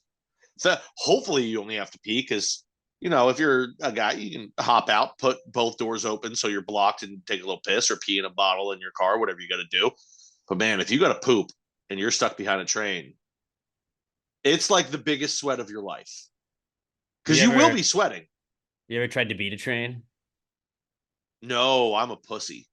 Yeah, no. I didn't personally, but I was in the car when an asshole friend of mine did one time, and it was terrifying. But then, what a rush! I was gonna say, What a rush! Yeah, I'm here talking about it, and he didn't It wasn't like we didn't even see the train, but it was like we could hear it. We could hear the train. That's why I see, when you see videos of cars on train tracks that get hit, it's just like, what are you doing? Trains are so avoidable. They're so fast though. No, you just should never get in front of it. My friend was like, nope, we're going. And I was like, no. And it was slow motion. We did it and everything was fine, but what a rush. I bet. Don't recommend it, but I'd probably just shit, even if I didn't have to shit. As my friend drove past the tracks, I'd poop. We're actually now an anti-trying to beat train podcast. We do not condone that. 100% I'm on board with that. Don't even think about it. Don't try and beat trains. Don't even think about it. Because guess what? If you don't beat the train, you lose. You don't get to listen to us anymore. There's no, even if a train clips the back taillight of your car is totaled and you're going flying. Yeah, you're dead probably. Best case scenario, your car is totaled and you're fucked up. and you survive. But like, you're not coming out of it unscathed. You've never seen a car that was hit by a train with somebody inside of it, and they're like, and the person was completely fine. No. Yeah. There was this one time that I was walking home, and I used to live by some train tracks. They're the same trains from Stand By Me, the same train tracks from there. I used to live not too far from there, and I was on my way home, and I saw these two ladies that were tied up and gagged and tied up and thrown on the train tracks, and then these weird criminals were like, yeah, we've got you damn broads. And I was like, what the fuck is going on? They were riding horses, and I was like, where am I? And I went down, and I was like, hey, leave. And just before the train got there, I yanked these ladies up and I moved them from the train tracks and I saved them. But like, they were like, what's your name, sir? We need to make this up to you. How you saved our lives. And I was like, no, nothing for me, ma'am. Nothing for me. I'm Bullwinkle. This is just me living a day in my life. You know, you go and you be safe. Where are these guys on these horses? And they were like, we don't know. You scared them off by just saying, hey, get out of here. And we never heard of those guys again. And those ladies, who knows? I didn't take any of their money or their sexual favors they were throwing at me. I was like, no. That's not what this is about. Just helping another concerned citizen. Well, good for you, buddy. Yeah. So I was You're a fucking hero. Two ladies like in the Wild West. That was also on Red Dead Redemption. Also, so. So might say everybody's got to do their part. Yeah, the Red Dead Redemption was actually inspired by me. Yeah. I was the original Arthur Morgan. You do have a similar voice. That's right. Dutch. Come on down. Good boy. Good boy. Come on, boy. That poor horse. Poor horse. Last Ooh, from Poor you guys. Horse. Good band name. That is a great band name. David Ruiz writes in, our last listener viewer submitted, not cool. David Ruiz at David_Ruiz90 on Twitter. David says his not cool is finding out that you have to stay late on a Friday at the last second. So he's a teacher, and apparently he had to do a bunch of extra work and stay really, really late on a Friday. And that was like right as he was getting ready to go. Not ideal. Yeah. Anytime he got more detailed in his writing of it. And yeah, that fucking sucks. Because his was one of those situations where it was poor planning by other people that fucked him over. Yeah. Like if you had just told me this 2 days ago when like you probably knew about it. Friday makes it way worse, where like there's nothing worse. Because when you get to the end of a Friday, you know you got, okay, I got a couple more hours left. You're like, all right, fucking weekend's coming up. What am I doing this weekend? I'm gonna go home. I'm gonna get some beers. I'm gonna do this. I'm gonna watch The Sopranos. There's some games on. We get the Super Bowl. I got a party ready to go to. I got all this. You're all excited about your weekend. Oh, hey, by the way, we need you to stay later. And it's all just ripped away from you. It's all just ripped right away from you. All your dreams, all your hopes, gone in that second. And even if you don't have to stay like overnight, it still sucks. Like I had my set end time. I was ready to go. Now I'm staying here doing other shit because you fucked up. Yeah. And also, he shared cool. a picture of like, I don't know, the admin or whatever was like, you need to get this done. And like, it showed a sheet of like, you have to have your lessons plan laid out here and blah, blah, blah, and all that. That sounds so fucking brutal. And I understand it. Parents want to be able to see the lesson plans of what's going on. And I fully support that and understand. But man, there's so much like back end shit that teachers have to deal with that doesn't even involve teaching. That it's just a crazy ass system we have going. Here's an idea. If a parent is ever like bitching to you about the lesson plan, like we don't have the lesson plan. You just send us the lesson plan. Like, all right, come here. The lesson plan's actually right here on my hand. You gotta be watching the video version for this. But, like the lesson plan's right here on my hand. And then when they like, where? You shut the fuck up. What's the lesson plan? I teach math. I'm teaching them math. The question or the lesson plan is what's shut the fuck up and quit asking questions. 12 times 12 multiplication tables. We've been doing it for thousands of fucking years. What's the lesson plan? I gave you before the year what books they have to read. That's the fucking lesson plan. But yeah, I'm really hoping I'm not going to be like that. T's and P's. I hope you. I think I'm going to be a cool parent. I'd like to think that. I think everybody thinks that though. Yeah, like as long as you're not a piece of shit as a teacher, I feel like parents should just like chill. Yeah, my mom was a teacher, so I feel like I'm like, yeah, teacher probably gets it. She probably gets it. That's what I'm gonna be that kind of parent where I'm just like, I'm not gonna start any shit. But if somebody bullies Oh, my kid, like, I'll fucking lose my mind, I think. I will I'll just teach my definitely kid be to like my fight. dad. You should be like my dad was, where you just go into school and you tell all the teachers you have permission to hit my child. Obviously they don't. They're like, not they gonna, can't. but it They scares the kid can't. enough. But like you tell yeah, you got to do it in front of the student. My first day going into high school, like you go in like I don't know, week or two before, and you go and you meet the coaches, or like you're just getting your gear done. My dad was there, and he straight up just told like the training staff, and like coaches were in the Here's a room whip. too. He was Hit him like, with it "Yeah, if you dude, want." like if he like hit him, if he's being an asshole, hit him." I'm like that'll, you know, you're just like, all right, I'm not gonna act up because I know they can't, but like Yeah. they got parental permission. What do you guys want? Y'all want to go first, or how y'all want to do it? Does anybody have a I'll good go. one?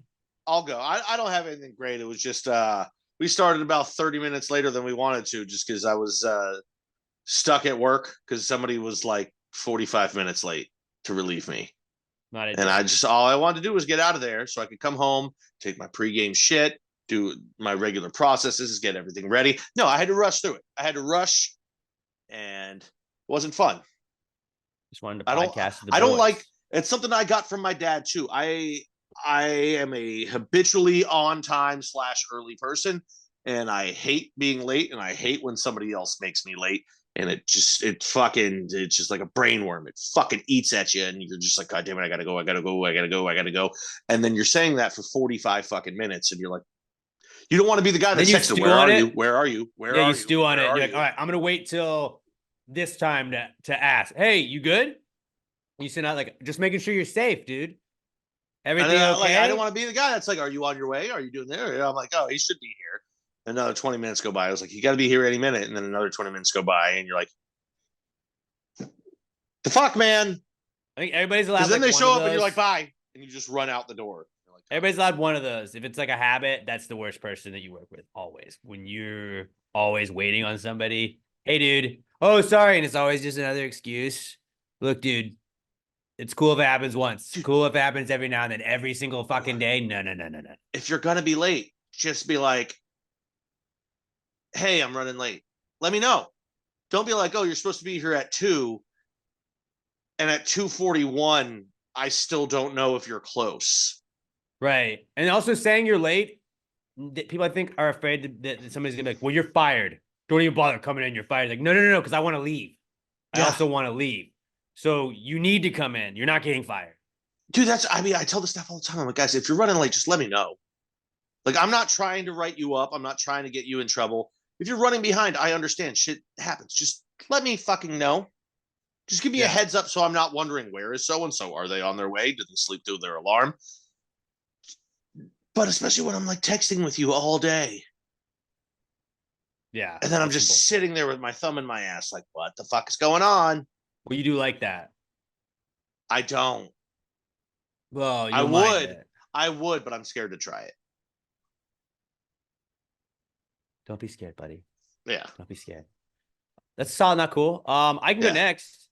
I had a weekend cold. I'm on the tail end of it. I took some Dayquil. I've been on a Dayquil Zicam cocktail since about like 2:00 on Friday. I had gotten home. My routine is Friday after I get off work, I go to the grocery store, get booze for the weekend, get whatever the food is we're gonna have for the weekend, and then come home, get ready, and then just that's the fucking weekend. I chill. And I was on my way to do that, and then I got home and just felt a little sniffly.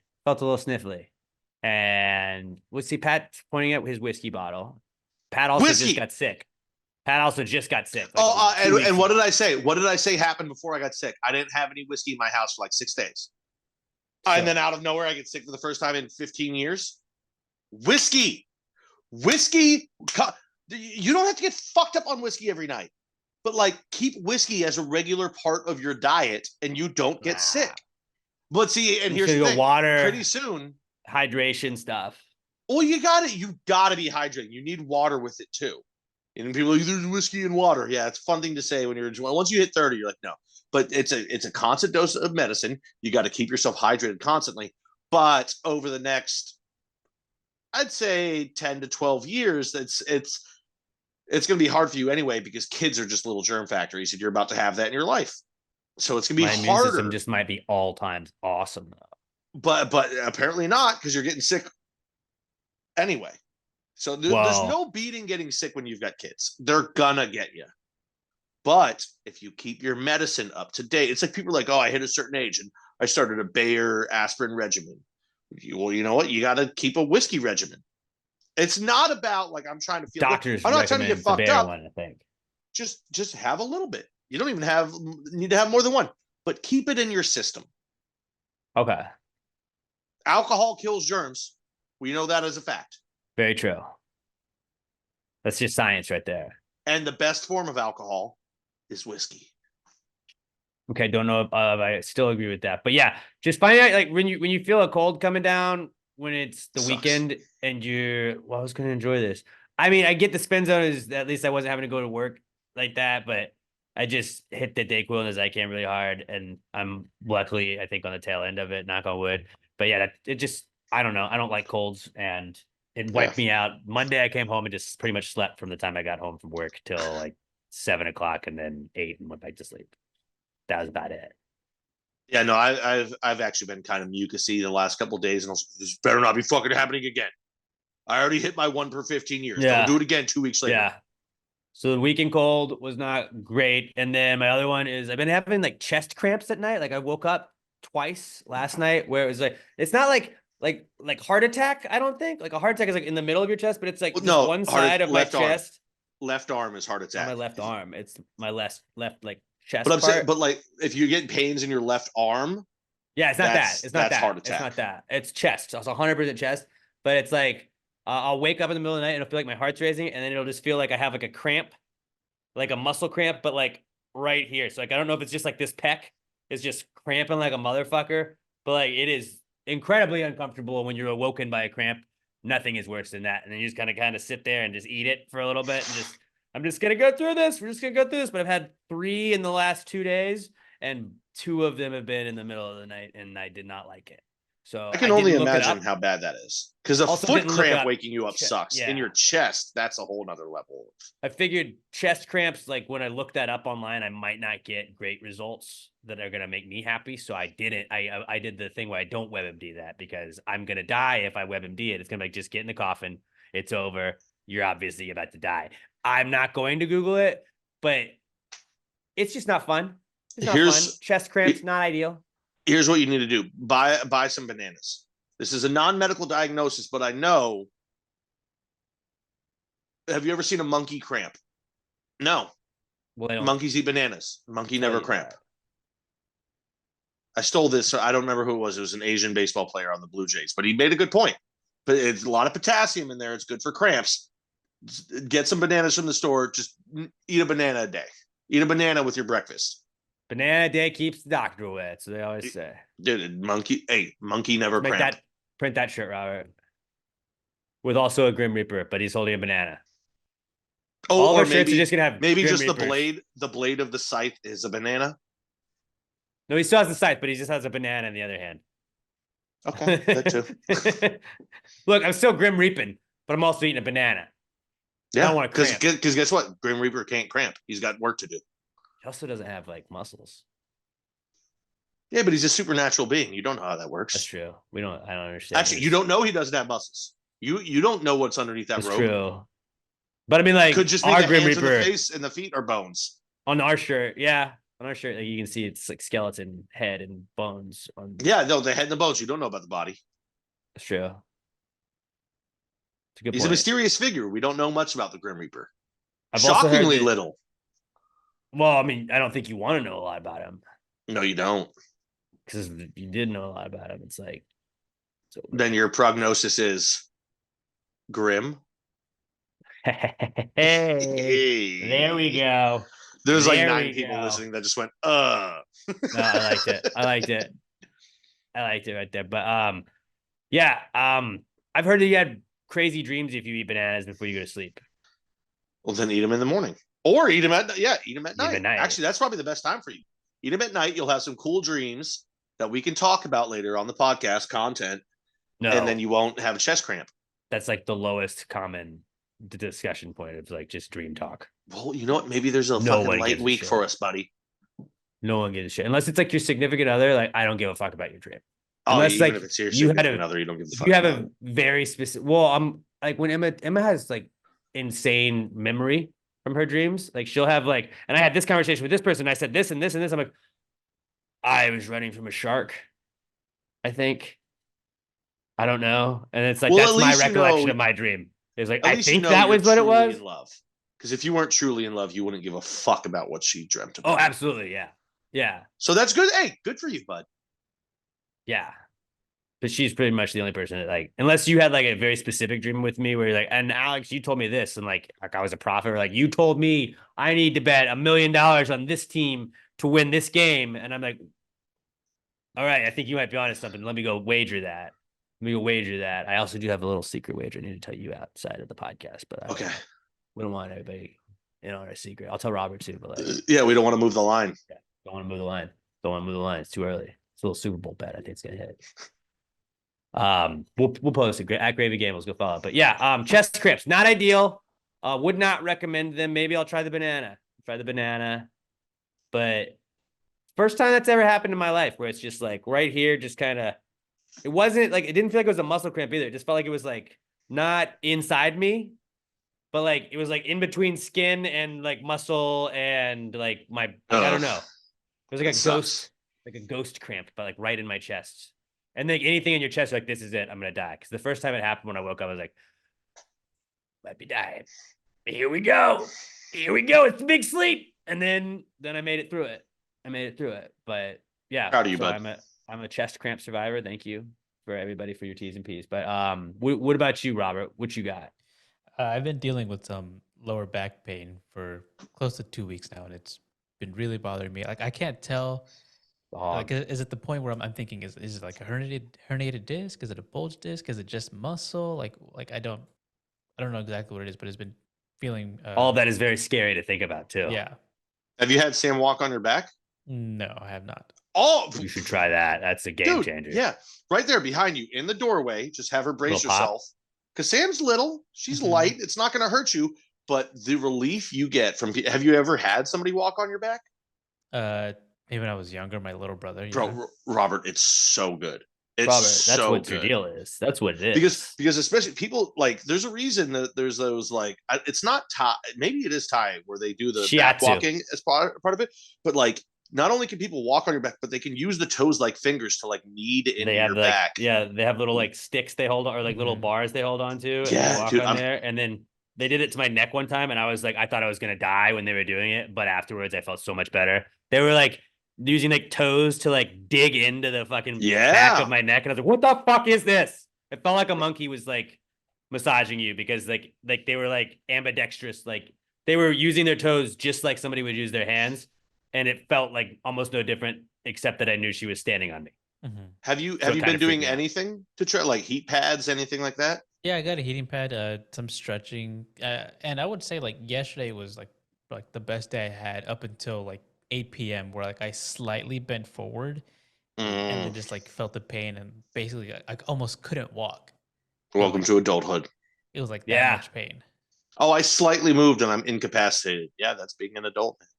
That's like that really is like the back pain part where you're like, oh god damn it. And it's like it goes away, but it doesn't ever really 100% go away. So you'll always like I feel like at a certain age, the first time you have back pain, then it's just like it might be at like 1% out of 100, but it's never gonna be zero again. Mhm. It's Did you- never gonna be zero again, and you're always gonna be like, god damn it. And then Did like sometimes you just learn how to live with like 12%. Did pain. you like slip or like fall or anything a couple days before it started or? It's the thing, I can't remember like anything in Yeah. particular. Do you happen That's to have the- like anything like on your like below your waist that might be like really heavy that could be like weighing down the rest of your body? Like maybe like But it's causing, been there, like, so he's used to that way. right. But like I guess like like how old are you now, Robert? 28. 28 years of carrying that thing around? Mm-hmm. You know, I mean, I'm just saying, after a while, I bet, you know, it probably causes some wear and tear. You know, it's a blessing and a curse, as they say. Yeah, I think it's like the same But- thing with women with big breasts. Like, they talk Yep, about how it yep. hurts their back. But a herniated disc is one of my biggest fears. in life. And I don't My even know if dad that's just the had neck case. surgery for like he had like an L1, L whatever it is. I don't know. When they get into L's, I'm like, I'm terrified. They had to like go in through the front of my dad's neck to do something for the back of his neck. And just the whole process of how he was explaining his surgery terrified me. I had friends with herniated discs where they had to go, and like the physical therapy part of it just sounded brutal. And you're just in constant pain until it's better. I know Raimundo that listens to us had sciatica, and sciatica just sounds awful. It's just like your body's just torturing you basically. But yeah, herniated disc like that is scary. And I was telling you before, you should get a massage gun. The massage gun, you don't even put it on 100%, but just kind of like put it on like a low setting and just it'll feel better. I don't even know if it fixes anything. It just makes it feel a little bit better. And then foam roll that shit. Get Lay Sam on a to foam walk on your roller. back, dude. Try the Just sand do- walking on your back. Try thing that for a bit. first. It's the best. She walks Because then they like can dig their heels in and parallel, or like you lay down flat parallel. on So your so stomach, like and she so like just walks up it. a foot on either side of the spine is the best way to do it. Have her walk, and especially you said it's your lower back.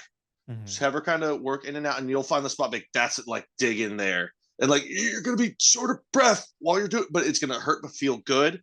But then you do it. Don't stand up too quickly afterwards. Stand up slowly. Protect your back as you stand up. But yeah, no, it'll help a lot. Like that, and like I said, same as petite cow, so it's perfect. You're not gonna put too much weight on it, but you can get in there and work it out. have to give it a shot. Yeah, because it's been really uncomfortable for the past like week and a half, 2 weeks. Also go to chiropractor. Try a chiropractor. I go to the chiropractor once a week. Shout out Dr. Dudo. She's a G. But like last week, I had been like, you know how my chair is all fucking weird because everybody uses the chair and sets it. Like I've talked about that enough. Like my back was all fucked up because I was leaning forward last week. She popped the fuck out of my back, and it felt so much better when I was leaving. It's like you can go to one of those like chain ones. I'm not no free ads, but you can go to like one of those chain chiropractors. Just be like, I got lower back pain. They'll kind of give you an assessment. You don't even have to go all the time, but you can go and just do the one-time visit. Might be worth it. My sister does it time to time too. Enough. Everyone I know that goes to chiropractor, I pay the monthly. Just rave about it. I get 4 a month. I don't understand. Like, I understand that it could be placebo. I feel better, and I think that's all that really matters. Like I don't know. People are like, it's a witch science. Okay, cool. My neck feels awesome after I leave when my neck is hurting when I go in there. If it's just me thinking that it feels better, it works for me. So I don't care. I'm cool if I pay for a placebo and I believe the placebo. That's all that matters is that you feel better. It may not be long-term fixing. Who gives a shit? You feel better then. I think it's like $40 a month to get on mine, where it's like 4 times a month you get to go in and do that. Oh, that's like nothing. $10 a time. $10 a session. And then I think it's like $10 or $20 if you go in anymore. So like if you have like a problem area or whatever, sometimes they're like, hey, can you come in again later this week too? And we'll work on that. And you don't even have to always do it. But like if you go back in, then it's like, cool, we'll just give you $20 or it's just 20 more bucks. So it's pretty affordable, but definitely I would check out a chiropractor if it doesn't improve. And then just like lay on a foam roller, bro. Just lay on your back on a foam roller. Just put it in a weird spot where your back is sore. And then sometimes just taking the pressure off of it just helps. I remember when I had hurt my back not too long ago, now. I have, if you're watching the video version, it's like a footstool, but it's like this. It's probably what's that? A 2 foot wide square, 2 foot tall. And I would literally just put that on the ground and lay on top of that and arch. And I don't know what it is about stretching it. You got to stretch your back. That's the key. You got to look up back stretches and all that shit. But yeah, you'll get through it. But now you're at the age where once it's happened once, every time you slip for the rest of your life, you're going to go, I really hope my back doesn't really hurt tomorrow. Yeah. I'm there. Yeah. Once it happens one time for the rest of your life, you're like, it's all downhill after 28, bud. Damn it. All downhill. Sorry, it's not going to get any better. That was our not cool segment. Hashtag PTG not cool. If you'd like to contribute to it next week, we'll pick some of the best ones and read them on next week's show too. At Pasquary Pod is where you can follow us. Let's get to the answers segment, final segment of the show. And normally we have a sponsor for this, but we will not have a sponsor going forward for this. I just wanted to shout out. We talked about our buddy Keith Amador before. Shout out to Keith. The 52 podcast. That's what we're gonna turn this ad into. The 52 podcast. Go follow the 52 podcast. It's Keith's podcast. It's awesome. If you like nostalgic stuff, I like it when they talk about video games. Just anything nostalgic, they're awesome about that. And go check it out. The 52 podcast. Highly recommend. Keith is going to have his last ride at Southern Star Brewing Company this Saturday. He wants to get together with friends, and we're family with him at this point. But 3525 North Fraser Street up in Conroe. Southern Star this Saturday, only Saturday, February 10th. Go up there, have a beer with Keith. It's his last ride, and he's gone, and we are done with Southern Star after that. We're done with Southern Star after Saturday. We are no longer going to be a Southern Star podcast. We're going to be going in a different direction. It's nothing Keith did at all. Keith is a fucking badass. If you try and fuck with Keith, you're fucking with us. We are ride or dies. We got Keith's back. Keith's the one that brought us to this dance, you know? Keith brought us to this dance, and when he's gone, nothing against anybody else, but like, you don't fuck with Keith, you don't fuck with us. And that's our rule right there, all right? Keith's a Cowboy fan, and you know how much I hate the Cowboys. I love Keith. Keith's a brother. Love Keith. All right? I can look past that and forgive his Cowboy fandom. We fucking love Keith, and if you fuck with Keith, you fuck with us. If you want to go have one final beer with Keith, I mean, like everything he's done for this podcast, he was the Darling Like a Marlin Award winner. He's won a couple of Pass the Gravy awards, I feel like, at the Gravies. Keith was responsible for us having we have 3 beers. Name another podcast that has 3 beers. I'll wait. Oh yeah, nobody does. Nobody. We've had 3 separate beers. Keith was a fucking badass for getting us in there, and it all started with Pat bringing a bombshell blonde to the podcast when Pat used to just bring a 6-pack and we'd kill that while we did the podcast. And Keith was like, "Oh, those are some nice beers." We got set up with Southern Star. They were a sponsorship for years. I forgot that I started that. Go me. Yeah. Shout out to Pat. But Keith, we love you, buddy. And it's a hell of a ride. Keith was really Atlas and everything that Southern Star did. Keith created so many relationships. He made it feel like it was a family when you went up to that brewery. And without Keith, it's just not going to be the same. But yeah, Keith's last ride this Saturday, February 10th at Southern Star. And then after that, that's it. We're done with Southern Star. So organizational restructuring, I think, would be the nicest way to say restructuring. what's going on. But you move forward. We're not going to badmouth anybody. You move forward and you just go with it. We're not going to badmouth anybody this week.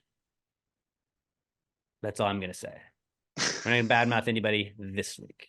I don't even know if we have a name to. We don't. Right. I don't want to say anything. Organizational restructuring, guys. It's I don't want to say anything everyone wrong. knows. Everyone's been a part of this at some point or another in their life.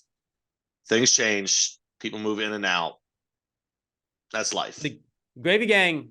We've had a good run. Ride or dies. They're ride or dies, and Keith is a Gravy Gang member. And if you fuck with our Gravy Gang, you fuck with us. You fuck with one of us. You fuck with all of us. Don't fuck with Keith.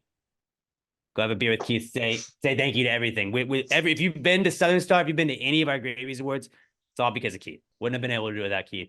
Keith he's been instrumental in like the growth of this podcast. Like if we didn't have Southern Star to go to, I don't know how many. Like I think we've grown the podcast so much through just being able to go up to Southern Star and all that. So without a doubt.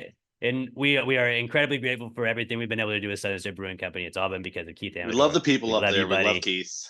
Shout out to Keith, and go have a beer with him one last time, and then we'll say goodbye to Southern Star.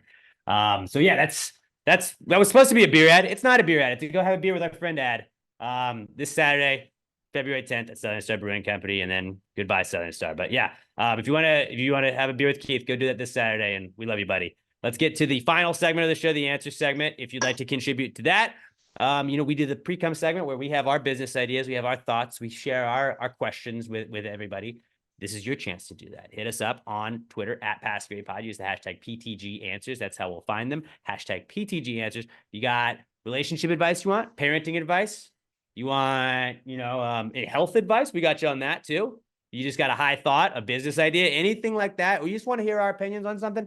Hit us up, ask us whatever it is, hashtag PTG Answers. We'll provide those answers to your questions at PassGradePod, hashtag PTG Answers. You can also email them to us, answers@passgradepod.com, or go to passgradepod.com and then click contact us, and then Jesse will forward over any of those. Although we do check Twitter first, the best way to get your question asked is to hit us up on Twitter at PassGradePod, hashtag PTG Answers. This is the answer segment. Well, if you just answered the question, why just answer the question? Be honest, no big deal. Yeah, answer the question. Don't change the subject, just answer the fucking question. What's the question?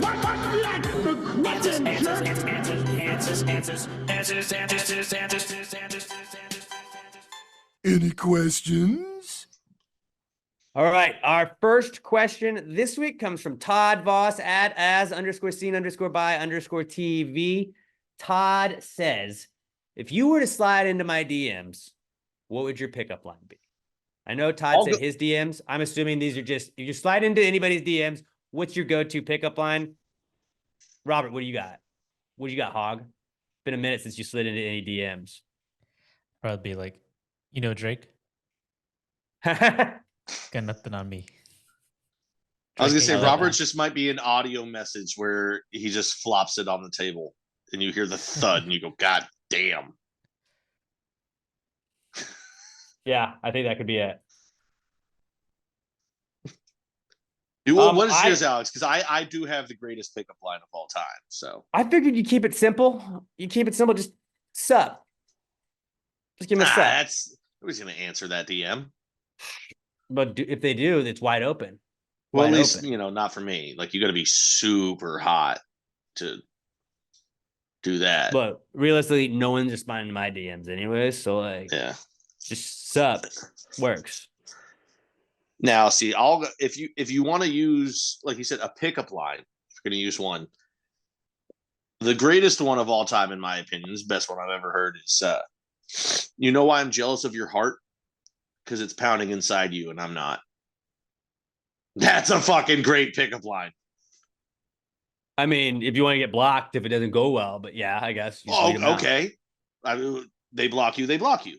I think Pat had the best opening DM line ever on Tinder that one time, the chickpea.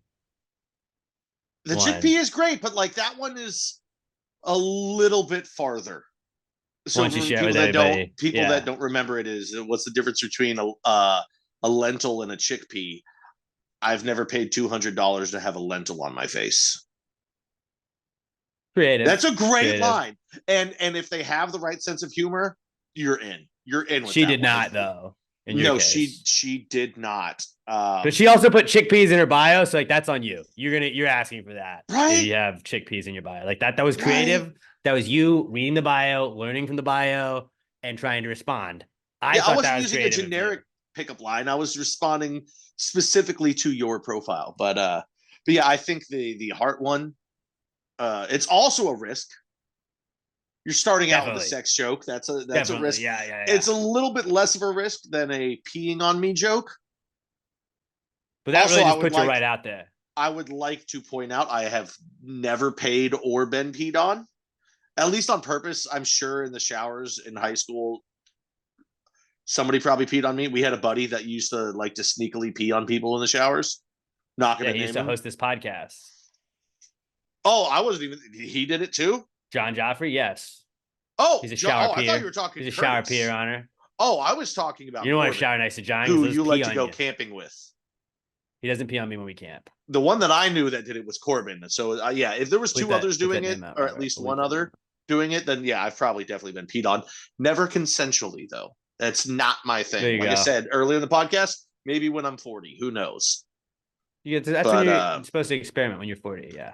But yeah, I mean, if you're using a pickup line anyway, you're probably taking a chance. So why not take an extra chance with it? Yeah, I get that. Well, yeah, my DM would just be sup. That just short and sweet. Short and sweet. I guess I could also use I'd have to buy an overcoat, but the line from I think it was Clerks 2 with Jay and Silent Bob standing outside, and Jay yelled at some girl, "Hey baby, you ever had your asshole licked by a fat guy in an overcoat?" I feel like that would be a good one too. Because like once again, it's a risk. But if they go for it, then you're in. Yeah. But I gotta buy an overcoat. That's ass eating right there. I would say that should be what I do every year for Halloween is go as Silent Bob. But I drink and I'm not silent when I do. Yeah, not at all. Quite loud. Yeah. Quite loud. Yeah, that was a good question. Good question, Todd. I'm gonna go sup. Robert, what was yours? Just check out this hog. Or what? Drake's too small or whatever. Yeah, Drake. You know Drake, not impressed. Yeah.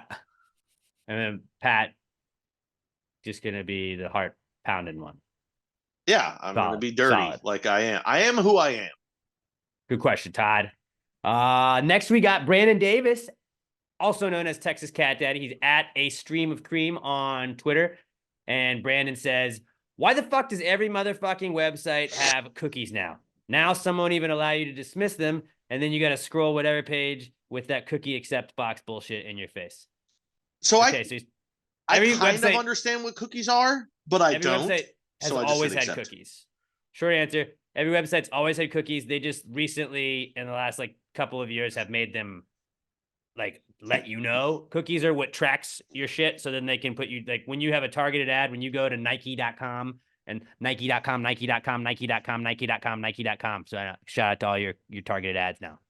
Actually, PassTheGreatMerch.com, PassTheGreatMerch.com, PassTheGreatMerch.com, PassTheGreatMerch.com, PassTheGreatMerch.com. LittleMShop.com, LittleMShop.com, LittleMShop.com, LittleMShop.com.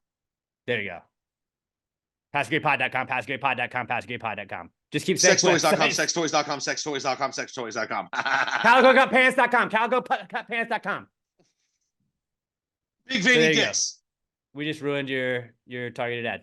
But there's probably one child listening to Big Veiny Dicks right there. God damn it. Cookies basically, from what I understand, they track you so then you can have the targeted ads.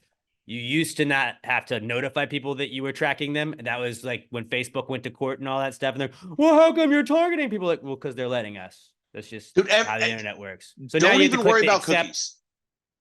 You're tracked anyway. You're being tracked. Everything you do is being tracked, whether you know it or not. Just delete the browser history at the end, and then it goes away. No one can track it. You fucking scan your face every time you open your phone. Remember when you used to put your thumbprint on it to open your phone? Every last bit of information that you have is owned by multiple companies, and there's nothing you can do to stop it. I remember as a child in elementary school when we gave our thumbprints and shit, and they put it under the thing of, oh, so in case your child ever gets kidnapped, now we have an international database, or I guess national, not international, but a database of thumbprints and fingerprints and all this stuff. That was just the government getting our fucking prints. Pretty much, yeah. That's what it was. It wasn't so that if you get kidnapped, because guess what? Even if you get kidnapped, once they recover you, they're not going to be like, we don't know how to get this child back to their parents. They're going to find it. It's just now the government has all of your fingerprints too. You're tracked. That's the world we live in nowadays. Cookies are probably the least of your worries. That's just life. Are telling you, like, that's pretty much the short answer though. Is like they used to not have to like let you know they were tracking you. So basically every website is just saying, hey, we're going to track you on other shit. And I like when on your iPhone, do you ever get the, hey, is it okay if this app tracks you on all of the other apps you do? And I'm always like, no, it's not okay. Thanks for asking. But there has been times when I just say yes.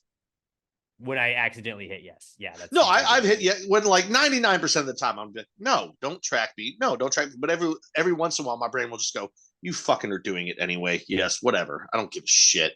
Or if it's like where they all have cookies. Or where if it's like a website that I use enough to where I'm like, well, if they track this other one, I might get better feeds on sports. You're not going to. You're not going to get what you want. You're going to get what they want. It is what it is. There's no fighting it. There's if you have a cell phone, there's no fighting. You are tracked. If you have social media, you are tracked. Yeah. There's nothing you can do. And all you can hope is that they'll track you well enough to where they'll give you ads that actually are for things that you want. Or the more you fight it, the more like when I first got on Twitter, I used to block every single ad. Every single ad that popped up, I blocked it. And then after like a week and a half, I was getting ads for specifically black girl hair products. Eventually, they're just going to get you with an ad one way or the other, or you're just going to get ridiculous ads that mean nothing to you. Ads can't be stopped, guys. But yeah, that's pretty much, they don't all just have cookies now. They've always had them. They're just having to let you know. But yeah, that's really what it is. Brandon, good question though. That was like a real The government question. sucks and they're up in your shit. What can I tell you? Not ideal. We've been a little bit behind on power rankings. I don't think we did power rankings last week, so we're gonna do 2 power rankings this week. Doubling up on P rankings. I love this one. I can't wait. Robert, you're going first on this one. Yep. Raimundo Benavidez at Kmundo B. He did ask us to power rank names for boobs before, so I think this is a follow-up on that. He says, Raimundo says, power rank these names for a woman's hoo-ha. And he gives us Cooter, Box, Lady Bits, Beaver, and Poon. Robert, you go first. None of these are even good. Nope, They're all so good. Respect the exercise. Hey, I would say I love all of these. You know what I'm saying? I'm gonna go. I guess number one. I'm gonna go Lady Bits. Yeah, you want me to go first? You want to get the good one out of the way first? Okay. Then I'm gonna go Box. Yeah, Box. Number 2.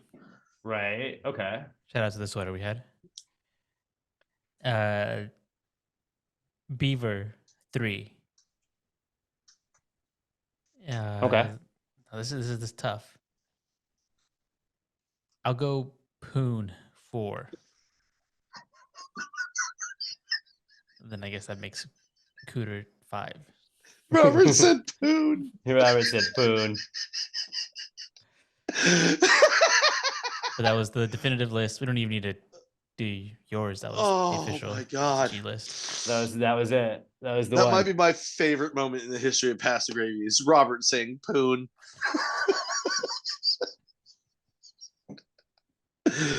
I'll go next. This is hard. I'll go. I never go 5-1. I'll go 5-1 just because I think 5 is Lady Bits. That's the worst of them. It's still I funny, agree. but I would say that is the worst of them. 4. Oh, I'm gonna go Beaver. Okay. Beaver's still, it's great though, but it's I think it's there's like 4 and then a far drop off and then Lady Bits, which is wild that Robert went 1 with Lady Bits. 4, I'm gonna go Beaver. 3, I'm gonna go Cooter. Okay. I think we might have the exact same. I think we might have the same. You gotta love that Dukes of Hazzard, their mechanic's name was Cooter. That's great. Cooter is one of the all-time fun words to say. Such like a redneck name. It's such, dude. It's just look at that Cooter. Shit, you know who Cooter's good. You got a real Cooter owner. Cooter. What does that mean? What was that? 3 for me. I 2 is Poon. We got the same. Poon is same great. rankings. And rankings. Box is 1. I almost put Box at 2. It was like, even though I love it, I feel like these other ones might be funnier. But fuck it. I mean, we are past the gravy. We got sell the Box ton of fucking sweatshirts. Box is number 1. But Poon is such an all-time great fucking hilarious. Poon. It feels like middle school. Like, dude, did you get Poon last night? Because there's a level of it where it's just like, I'm not just ranking what's the best, what's funniest also comes into it. I feel like I'm in high school. And that's why you Poon is as high as it is. Like, I don't think in just situation, just talking to a girl, say Poon. But god damn it, it's such a funny fucking term. But Box plays all time. Like, Box is not going to make her happy. She's going to be mad at you calling it her box, but like, it's your fucking Box. Poon is a good one. So, Box, Poon, Cooter, Beaver, Lady Bits. Because you guys know me by now, especially after this episode. Lady Bits I like is to go gross. dirty with everything. Lady Bits is just too tame for me. Yeah. I don't think it's gross. I think it seems tame. gross. It sounds gross. It's like bits. I would have preferred it would be him your say, lady bit. It'd be your lady bit. Not like your vagina is your bit, not. No, there's like, bits. there's multiple parts of it. I think feel bits like, is the but correct. it's one but thing, really. I think Hoo Ha would have been better than Lady Bits in there. Yeah, I would have picked Hoo Ha over that. Beaver is funny. It's just you great. Can call it Beeve. Cooter is pretty redneck. Also, which is she's why gotta it have a was little 3. hair for it to be a beaver. Can't be bald with a beaver. Ain't no bald beavers. Oh, I didn't know that. I thought you had a hairy beaver or you just had a beeve. Well, I'm just saying this is my interpretation of it. I don't think you have a beaver if you're bald. I played on a men's league hockey team. That Beavers was the hairy have fur, do beavers. they not? It was hilarious. We were the hairy beavers. Were great.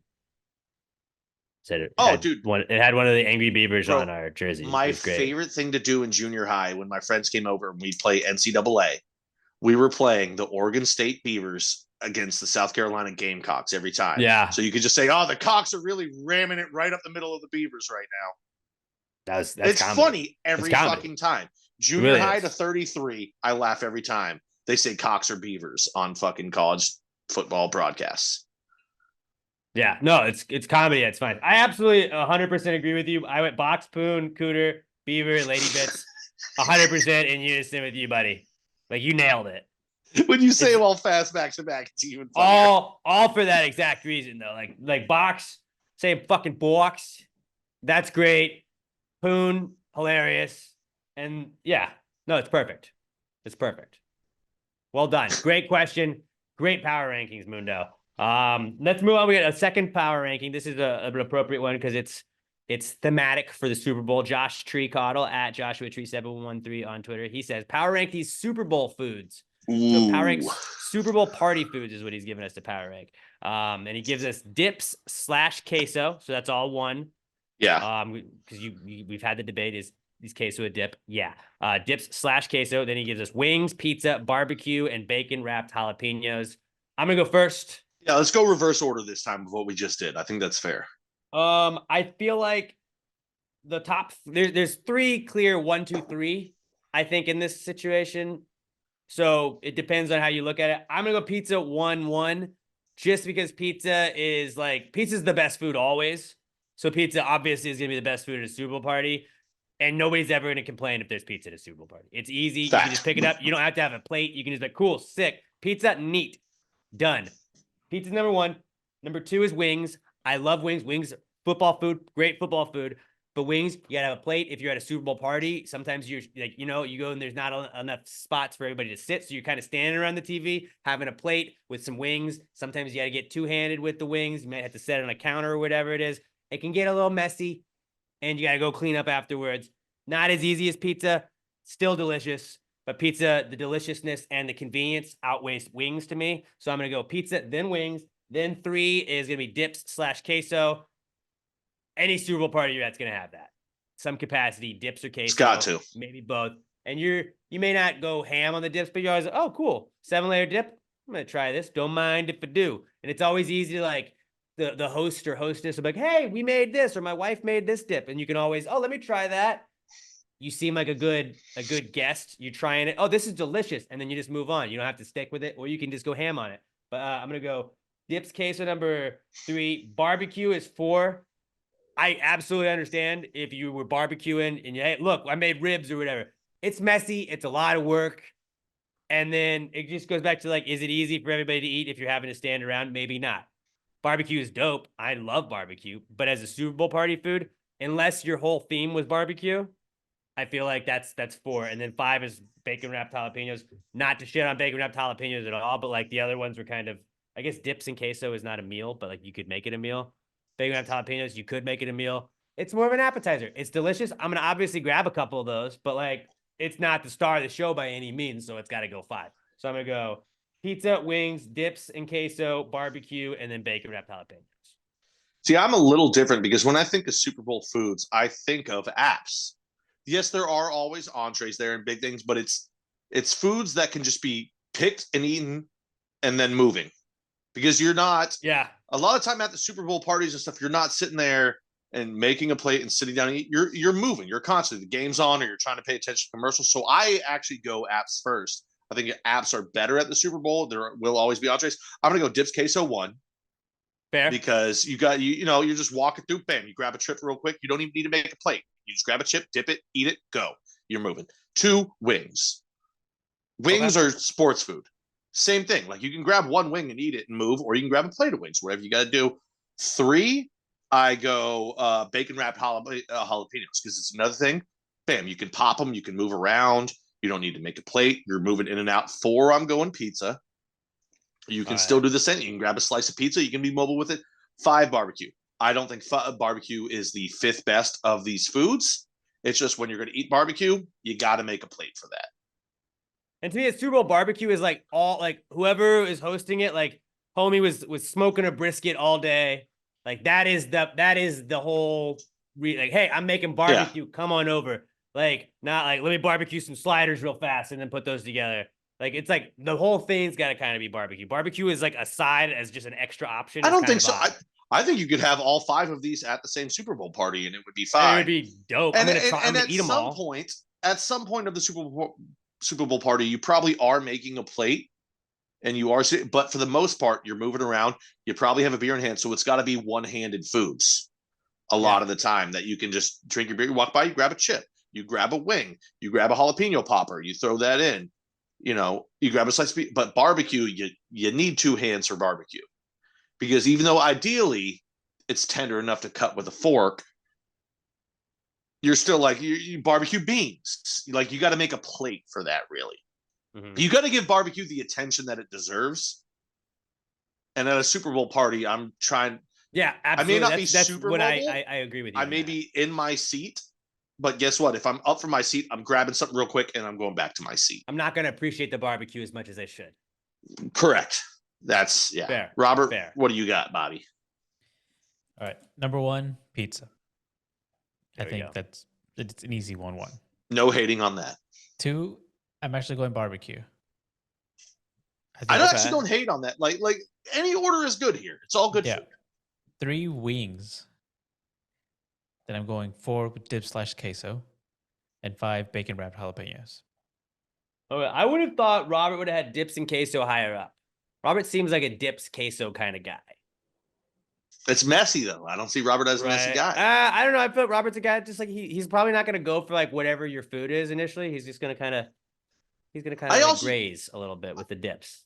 I can also see Robert making a plate with everything on here, but not having That's it. chip and dip on the plate. Okay. Yeah, Robert's a weird egg. We don't know. Yeah, I'm not much of a grazer. Like I would grab some chips and queso, but I wouldn't want to keep going back and whatever. See, that makes sense to me. You not being a grazer. Like at parties, and that's a great term for it. I'm a grazer. I'm going to come by. I'm going to hit and run. You seem like the kind of guy when you're ready to eat, you're going to eat, and that's it. Yeah. Mm-hmm. So Okay. that makes a lot of sense. Good list. Solid. Good list. Solid list. Great I'd love power that. ranking, Josh. Let's wrap this bad boy up with Mikey Paul at It's Just Mikey or at It's Just Me, Mikey P on Twitter. Mikey says, do Amish dudes rowboat titties instead of motorboating them? You rowboating son of a bitch, you old sailor. Yeah, you know what? Because the Amish never shy away from work. Yeah, rowboating. They're going to take the time. Do you think it's any Put in the different? effort. Like it's the exact same thing as motorboating, but it's just you don't make you have to go like you gotta go a little bit slower. One side, left side, right side, Just- left side. It's like more like intimate motorboating. That actually makes sense because the Amish are going to take their time doing anything because anything worth doing is worth doing right. Yeah. The Amish are probably great lovers. Unless they're on Rumspringa, then they're definitely motorboating those titties. But yeah, I think you're obviously I think they motorboating when you're I think they on the spring. rowboat.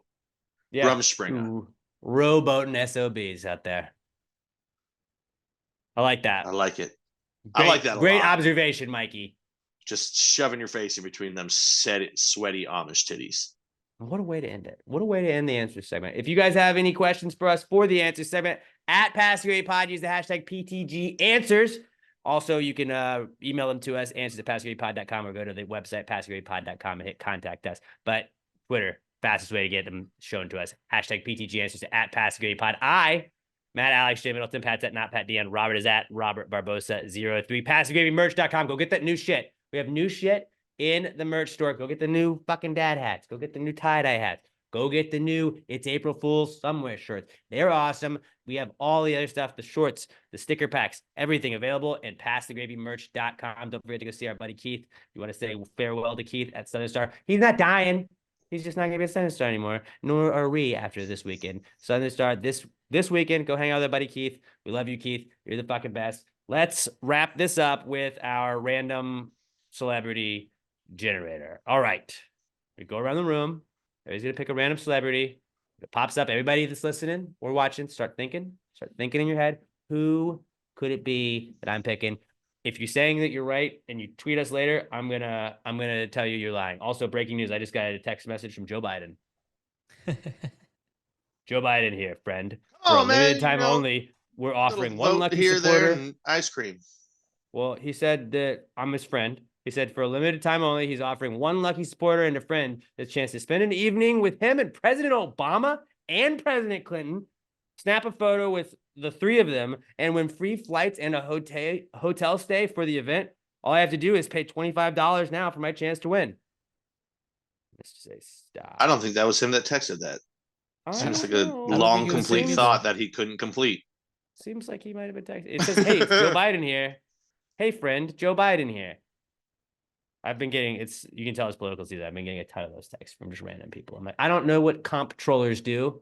So no, I don't need your updates, bud. I gotta be honest. I'm shocked that from my Twitter and everything, my cookies don't give me more political ads. Yeah. Because I don't get any of those. A lot.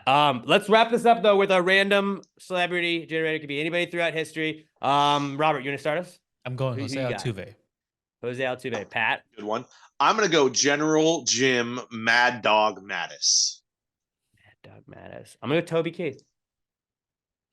I didn't take it because I knew you were going to. I wanted to leave that one for you. So let me pull out the random celebrity generator. I swear to God, if it's Toby Keith right now, I'm gonna be so mad. Well, I'm gonna pull it up so you guys can see. I'm not Actually, I won't be. I won't be. Yeah, it would be perfect if that was who it was. If Mad Dog Mattis shows up, I'm gonna Today's Jose Altuve day, though. I'm gonna fucking put a hole in my wall. All right, so here we go. We're starting. Ed Cook is the first person that it showed up on. That's our start. I'm gonna generate it. Ready? Here we go. 3, 2, 1. Phil McGraw. Yeah, Dr. Phil. God, what a great pull. What a great pull with Dr. Phil. That's great. Dr. Phil. One of these days, maybe one of us will get it right, and that'll be Good friend of absolutely Ron White. epic. Yeah. Dr. Phil. Phil McGraw. If you had Phil McGraw on your random celebrity cards, you are the winner. But I know nobody did. So ha ha ha. You're all losers again with all of us. We love you guys. Have a great rest of your weekend. Love you, Keith. And enjoy the Super Bowl. I got a secret bet for you later. But yeah, have a great rest of your weekend.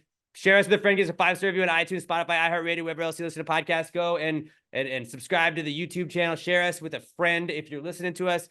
Go and click play on the YouTube channel, on the YouTube version as well. If you're watching us, go click play on the audio version as well so we get the clicks. You guys are the best. We love all of you guys. And until we talk to you next week, which is going to be a Tuesday episode. We're having a Tuesday episode. It'll probably be up late Tuesday. We got some Valentine's Day stuff for the morning show that I got to work. So we're going to have an early episode, probably late next Tuesday. You're going to get next week's episode. But enjoy it. Until then, we'll see you next Tuesday. We'll have the Valentine's Day special next week.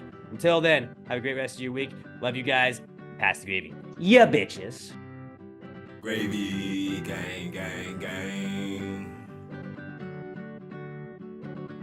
Baby, pop the top and let it spread.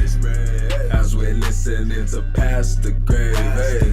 We're going fishing for your bitch today. We're drunk in Houston, and we go ahead and lick and we'll get rich today. Rich, bitch. Houston, Texas,